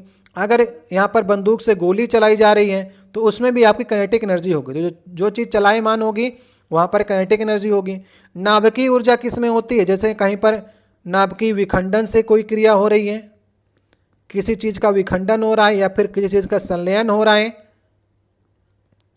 तो वहाँ पर न्यूक्लियर एनर्जी होती है। तो इन सभी एग्जाम्पल को आपको याद करके चलना होता है। अब देखिए नेक्स्ट हमारा क्वेश्चन है, इनमें से कौन सा पदार्थ जो है वो फ्लोरेसेंट ट्यूब में उपस्थित गैस की प्रकृति के आधार पर एक विशेष रंग के साथ में चमकता है, ये आपको बताना है। तो इसका सही ऑप्शन होगा प्लाज्मा। प्लाज्मा जो है गैसों के इलेक्ट्रॉन और आयनों का एक संयोजन होता है, ठीक है। तो ये जब उत्तेजित होता है तो अपनी मूल अवस्था में आने के लिए फोटान को उत्सर्जित करता है। तो फोटान को जब उत्सर्जित करता है तो ये चमकने लगता है। तो प्लाज्मा आप लोग सही करना है, और ये आपका ट्यूबों में होता है, आप सभी जानते हैं। और सूर्य और तारे भी जो हैं वो प्लाज्मा के कारण ही चमकते हैं। तो प्लाज्मा जो है वो किसी भी ट्यूब में या फिर सूर्य और तारे में तो चमकने के लिए जो है प्लाज्मा एक पदार्थ होता है, जो कि आपकी पदार्थ की अवस्थाओं में होता है। अब देखिए नेक्स्ट क्वेश्चन है कि मास्टर कार्ड जो है इसमें 2018 के आपको पूछे गए थे सीओ। तो अभी आप लोग 2024 का डाटा अपडेट कर लीजिएगा। तो कुछ आपको पुरानी करंट अफेयर भी नए अपडेट के साथ करा दे रहे हैं, ताकि आप इसी प्रकार से नए तरीके के क्वेश्चन जो हैं वो तैयार कर सकें। तो मास्टर कार्ड के अगर इस समय 2024 के सीईओ की बात करेंगे तो उनका नाम आप लोग याद कर लीजिएगा, माइकल माईबैक है। तो ये नाम आप लोग याद कर लीजिएगा। 2024 में मास्टर कार्ड के जो सीईओ हैं उनका नाम है ये। पुराना डाटा के अनुसार अजय पाल सिंह बांगा थे, और अभी जो अजय पाल सिंह बांगा हैं ये विश्व बैंक के अध्यक्ष बन गए हैं। तो ये पुराना डाटा के अनुसार थे, ठीक है, अभी विश्व बैंक के अध्यक्ष हैं ये। अब देखिए नेक्स्ट हमारा क्वेश्चन है, ये भी पुरानी करंट अफेयर से है, इसे भी अपडेट करके हम लोग नई वाली कर लेते हैं। तो पूछा गया था पुरुषों के एशिया कप में हॉकी के फाइनल में भारत ने किस टीम को हराया है, ये आपको बताना है। तो हॉकी की बात करेंगे तो अगर एशिया कप की बात करते हैं तो 2023 में आपका एशिया कप हुआ था। तो इसमें जो है पहले तो भारत ने पिछले वाला जो 2017 था उसमें मलेशिया को हराया था। अभी अगर 2023 की बात करेंगे तो भारत जीता है, और किसको हरा करके जीता है, पाकिस्तान को हरा करके जीता है। जीता भारतीय है, लेकिन अब की बार 2023 में किसको हराया है, पुरुषों की टीम ने पाकिस्तान को हराया है। अगर हम महिला की बात करेंगे, फीमेल की टीम की बात करेंगे, तो यहाँ पर ही भारत जीता है 2023 वाला, इससे भी आप लोग अपडेट कर लीजिएगा। भारत जीता, लेकिन किसको हरा करके जीता है, जापान को हरा करके जीता है। तो जापान हमारा उप विजेता होगा, भारत हमारा विजेता होगा। 2023 का भी आपको याद करना है। 2023 वाला कहाँ पर हुआ था, ये ओमान में हुआ था। तो इस प्रकार से आपको नई वाली करंट अफेयर तैयार करके चलनी है। और फीमेल वाला कहाँ पर हुआ है, रांची में हुआ था। एशिया कप की बात करें तो ये हमने चर्चा की है सारी एशिया कप की। अब देखिए नेक्स्ट क्वेश्चन है, 2017 में प्रकाशित एक पुस्तक जो है काफ़ी फेमस हुई है और आगे भी ये पुस्तक पूछी जा रही है। तो अभी हम लोग इसको चेंज करके नया डाटा के अनुसार पढ़ेंगे कि सीता वॉरियर ऑफ मिथिला के लेखक जो हैं, ये पिछले सेट में मैंने आपको कराया था कि ये पुस्तक जो है ये अमीश त्रिपाठी की पुस्तक है। इन्होंने रामायण के ऊपर एक सीरीज चला रखी थी, जिनमें इन्होंने 2015 में एक पहली पुस्तक लिखी जो किस पर थी, और राम के ऊपर, राम जी के ऊपर थी। 2017 में एक पुस्तक निकाली जो किसके ऊपर थी, ये सीता जी के ऊपर पुस्तक निकाली थी। और पिछले वाले में पूछा गया था कि 2019 में जो पुस्तक आने वाली है वो किसके ऊपर पुस्तक निकाली थी, वो रावण के ऊपर निकाली थी। फिर 2022 में नई इनकी पुस्तक एक सीरीज आई रामायण में, वो लंका के ऊपर आई है, वार ऑफ लंका। तो ये चारों पुस्तक जो हैं अमीश त्रिपाठी की हैं और इम्पॉर्टेंट हैं, क्योंकि अभी तक इन्होंने 2022 तक रामायण सीरीज में इतनी किताब निकाली हैं और पिछले वाले पेपर में इनसे क्वेश्चन पूछा गया था। तो अभी दिमाग में थोड़ा से आप किनारे पर इसे डाल लीजिएगा। एक और क्वेश्चन देखिए, पुराने करंट अफेयर से था, जिसे हम लोग अपडेट करके नई वाली को पढ़ने का प्रयास कर रहे हैं। यहाँ पर देखिए नोकिया कंपनी के भारतीय मूल के सीईओ आपसे पूछे गए थे। तो अभी आप लोग बताइए कि इस समय कौन है। इस समय देखिए कौन है, आप लोग नए डाटा के अनुसार याद कर लीजिएगा। पेक्का, नाम अजीब है लेकिन आप लोग याद कर सकते हैं। पेक्का लैंडमार्क जो हैं ये 2020 से लेकर के अभी तक नोकिया कंपनी के सीईओ बने हुए हैं। तो पहले जो थे वो राजीव सूरी थे और अभी जो है पेक्का लैंडमार्क हैं जो 2020 से लगातार बने हुए हैं। सुंदर पिचाई की बात करेंगे तो ये कौन है, गूगल के सीईओ हैं। ठीक है। अजय पाल सिंह बांगा मैंने बताया कि विश्व बैंक के अध्यक्ष हैं और ये इंडियन है, ये भी इंडियन है। सत्या नडेला भी आपके इंडियन है, भारतीय मूल के हैं। तो सत्या नडेला कौन है, अगर हम बात करें तो ये माइक्रोसॉफ्ट के सीईओ हैं। तो जहाँ जहाँ पर भारतीय मूल का कोई बन रहा है उसे आप लोग अपडेट करके अवश्य रखा करिए। एग्जाम में बहुत बार ये क्वेश्चन आपकी पूछे जा रहे हैं, समझ गए। चलिए आज का देखिए हमारा आखिरी क्वेश्चन होगा, इसमें पूछा जा रहा है और ये 27 नंबर क्वेश्चन है। प्रजनन के लिए फूलों में आवश्यक अंग कौन सा है, ये आपको बताना है। तो ये क्वेश्चन मैं आपके लिए छोड़े जा रहा हूँ, इसका जवाब कमेंट बॉक्स में देना है और देखते हैं कितने लोग इसका सही उत्तर देने का प्रयास करते हैं। तो हमने इस सेट में आपको 27 क्वेश्चन कराएं, कुछ आपको पुरानी करंट अफेयर से आपको नई वाली करंट अफेयर से अपडेट कराने का प्रयास किया है। तो देखिए आपके एलपीएन टेक्नीशियन में 20 आपके देखिए साइंस से क्वेश्चन पूछे जा रहे हैं। तो 20 क्वेश्चन तो कम से कम आपको तैयार करके ही चलने हैं और 20 क्वेश्चन में आपको सारे क्वेश्चन सही करने हैं। जो 10 आपकी करंट अफेयर आ रही हैं, मान लीजिए जितना आपने पढ़ाई की अगर 5 भी आप सही कर लेते हैं तो इन आपके 30 क्वेश्चनों में आप 25 स्कोर करके आएंगे और आप सभी से आगे होंगे। तो इतनी आपको तैयारी करके चलनी है कि आपको साइंस के कोई भी क्वेश्चन गलत नहीं करने हैं। जो न्यूमेरिकल हैं उनके फार्मूले से आप लोग न्यूमेरिकल लगाने का प्रयास करिए। कुछ कठिन आ रहे हैं तो उनको आप लोग टॉपिक वाइज आप लोग डिसाइड कर लीजिए कि आज हमको इस टॉपिक पे तैयार करना है। इसलिए मैं आपको पिछले साल का पेपर कराता हूँ ताकि आपको अपना लेवल मालूम चल सके। ठीक है। तो अभी आप लोग बताइएगा इन पिछले साल के पेपर में से क्या आप इस समय 20 क्वेश्चन को सही कर पा रहे हैं कि नहीं, इसे आप लोग कमेंट बॉक्स में बताइएगा।